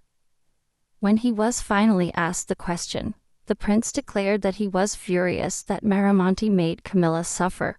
However, the young man did not feel obliged to respond to the girl's one-sided obsession. Arcturus flew into a rage, and threw his fist, with superhuman strength, directly at Shantik. But just as he launched himself to strike, Maramonti dispatched him without flinching. As soon as the prince reacted, the duke grabbed him by the wrist, causing him a sharp pain. Shantik explained that Arcturus had to control his impulses, or he would end up breaking bones left and right. He himself was saved by a miracle, only because he managed to block the blow. Since the prince possessed enormous strength, Shantik proposed to train him in real combat, and rolled up his sleeves. Arcturus remembered that attacking a royal member was a crime, but the duke clarified that it was a simple sparring, and ordered him to attack. In a short time, the prince was lying down with his face to the ground. Furious, He threatened to imprison Shantik immediately, but he was amazed that he still had the strength to scream, and although Arcturus shouted not to come back, Miramonte said goodbye until the next lesson. As Shantik was leaving, he bumped into Camilla on the way. She let out a laugh and asked how her first class with the prince had gone. The girl noticed that now he, like her, was a teacher of His Highness. Shantik begged Camel to stop looking for meaningless connections between them and live her life. Sitting on the grass, Arcturus watched as Miramonte once again broke a girl's heart. The prince suddenly interrupted his story and was paralyzed when he heard a strange sound. Sue burst out laughing, assuming that it must be simply a raccoon. Arcturus was horrified at such a supposition. Such creatures could not exist on the castle grounds. He got up from his seat, looked down, and he saw a child crawling in the bushes. Sue confessed that he knew that child. Then suddenly, he accurately named from left to right every letter that the prince had in his hand.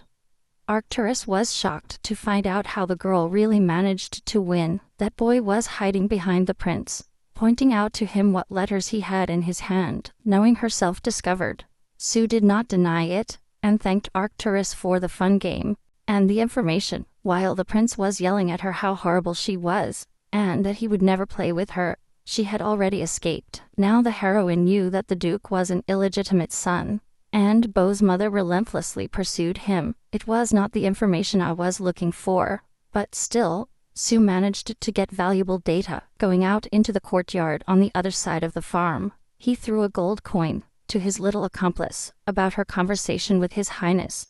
The girl sentenced that the boy did not need to know the details. Alone in the gazebo, Arcturus couldn't stop thinking about that girl was always much more cunning and agile than she appeared. The prince did not understand if everyone in Ardell was like that and decided to investigate it thoroughly. Meanwhile, the heroine, disguised so as not to be recognized, took her messenger to the nearest tavern to eat. The girl was surprised that no one seemed to care about the Duke and his march to war. Unlike her, this did not cause the boy the slightest surprise, and although Sue thought it was because the Duke always came back unharmed, he replied that it was not because of that. The quick-witted young man hinted that he would only tell everything after receiving his payment. Jang turned the gold coin in his hands and assumed that Sue didn't know the story that everyone in Beich knew, for being from Ardell, and when the girl asked what it was about, he blurted out that it was the story of how the Duke murdered his older brother for the title. The veracity of the rumor is unknown,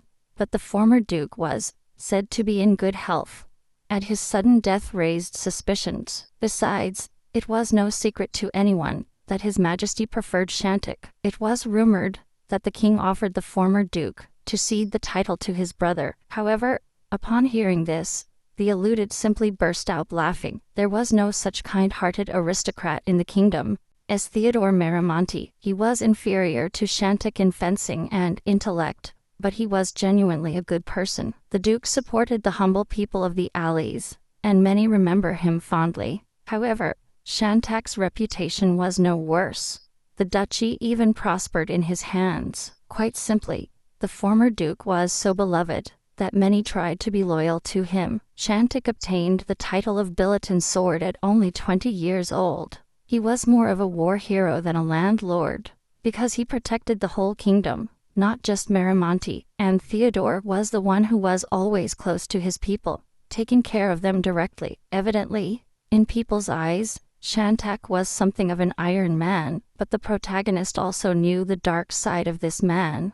Jang asked Sue if it was right for the Duchess to go out daily. The young woman explained that she felt more comfortable this way, avoiding the prince. He kept insisting with absurd demands for her to get a divorce. The boy smiled, saying that the madman of Arcturus had no taste whatsoever. At the next meeting, a messenger delivered Mel's newsletter to Sue. The young woman was very nervous when she opened the envelope, but the restlessness faded when she saw the good notes in the newsletter. The boy deduced that Mel was the Duchess's brother, and Sue asked why. Jang explained that he also had younger brothers, and understood that joy. Besides, Mel himself always looked blissful when receiving letters from his. The girl was delighted to hear that, because she was afraid that her absence would coincide with her adolescence and he would forget her. The young man confessed that he would also be happy to have such an older sister. Sue ruffled Jang's hair, laughing because that little rascal. He was saying that only because she had fed him a couple of times. The guy noticed that at such times she did not behave like a duchess.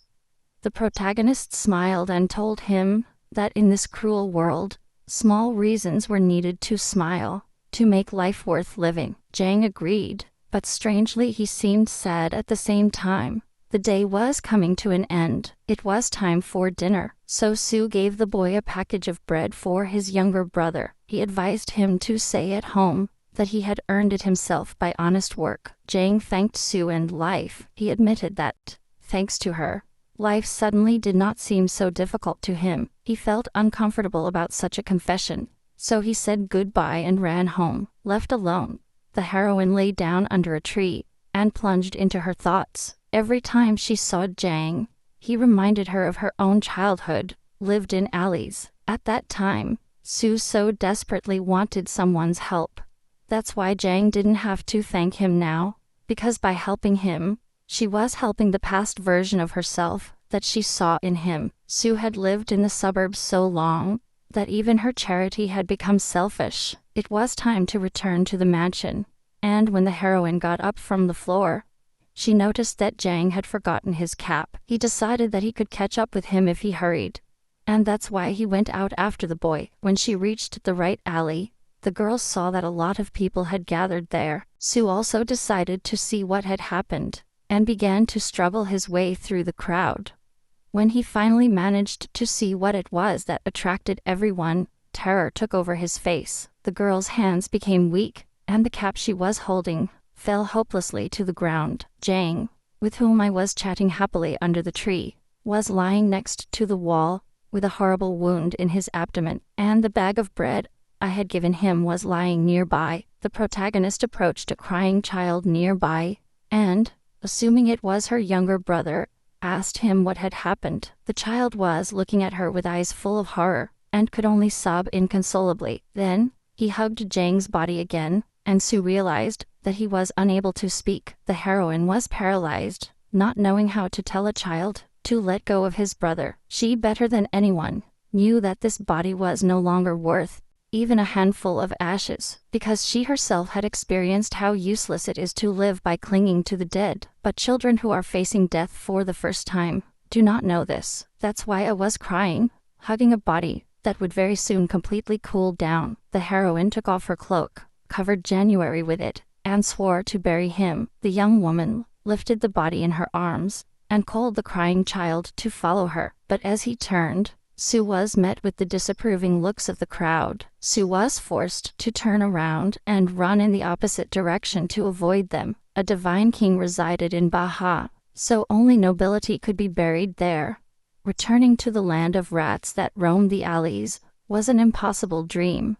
But the deaths Sue faced day in and day out were not those of sewer rats. They were just children who had not even come to bloom like wild flowers. In an alley, a stranger called Sue, ordering him to throw the corpse on the ground. He blocked his way and claimed that the bastard's death should serve as a lesson. That's why the killer left the body in plain sight. The guy was supposed to hand over 90% of his winnings, but the very mean guy tried to hide his money until the end. With those words, the criminal approached Sue to snatch Jang's body from him. The heroine was trembling with rage and indignation. What kind of monster kills children? He called him scoria, an extortionist who stole from younger children what they earned with sweat.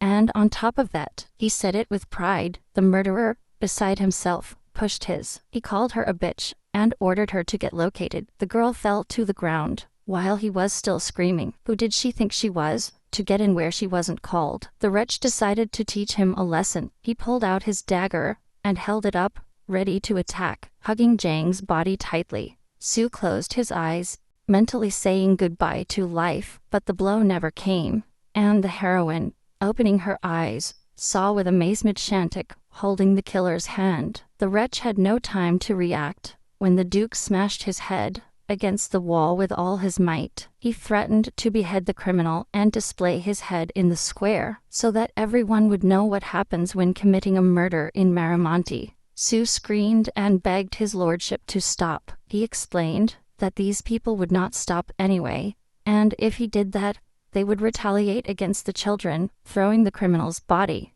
now inert from pain, to the ground. Shantik turned around and asked Su what he was thinking about by going to such a dangerous place. Only at that moment did she suddenly notice the blood on her cloak, with which she was covering the child in her arms. The Duke ran to the heroine, fearing that this bastard had injured her. The young woman lowered her head and whispered that this was not her blood. A torrential downpour fell from the sky, and so they remained for a while, unable to say a word. After finding a suitable place, Su and Shantik buried Jang. Su patted his younger brother's head and advised him to come home. He told her that she could visit the grave every day if she wished. When the boy left, Shantik informed Su that he had handed the criminal over to the city guard, and he would be punished by the law. In addition, the Duke tightened the security of local alleys, so that children would be safe for a while. Su thanked him for caring about the remaining children, and also for allowing him to bury the child. It was the same place where Jang liked to sit so much. He liked it precisely because the wind blew with such freshness that the child felt free. Shantik approached the girl, gently touched her cheek, and begged her not to cry. She wiped away a tear, and only at that moment, the protagonist felt how much it really hurt. Memories of the last words Jang had said to her flashed through her head. The pain exploded. Her burst into inconsolable tears, and the Duke hugged her, letting her vent on his strong chest. The protagonist could not understand how life could be so unfair.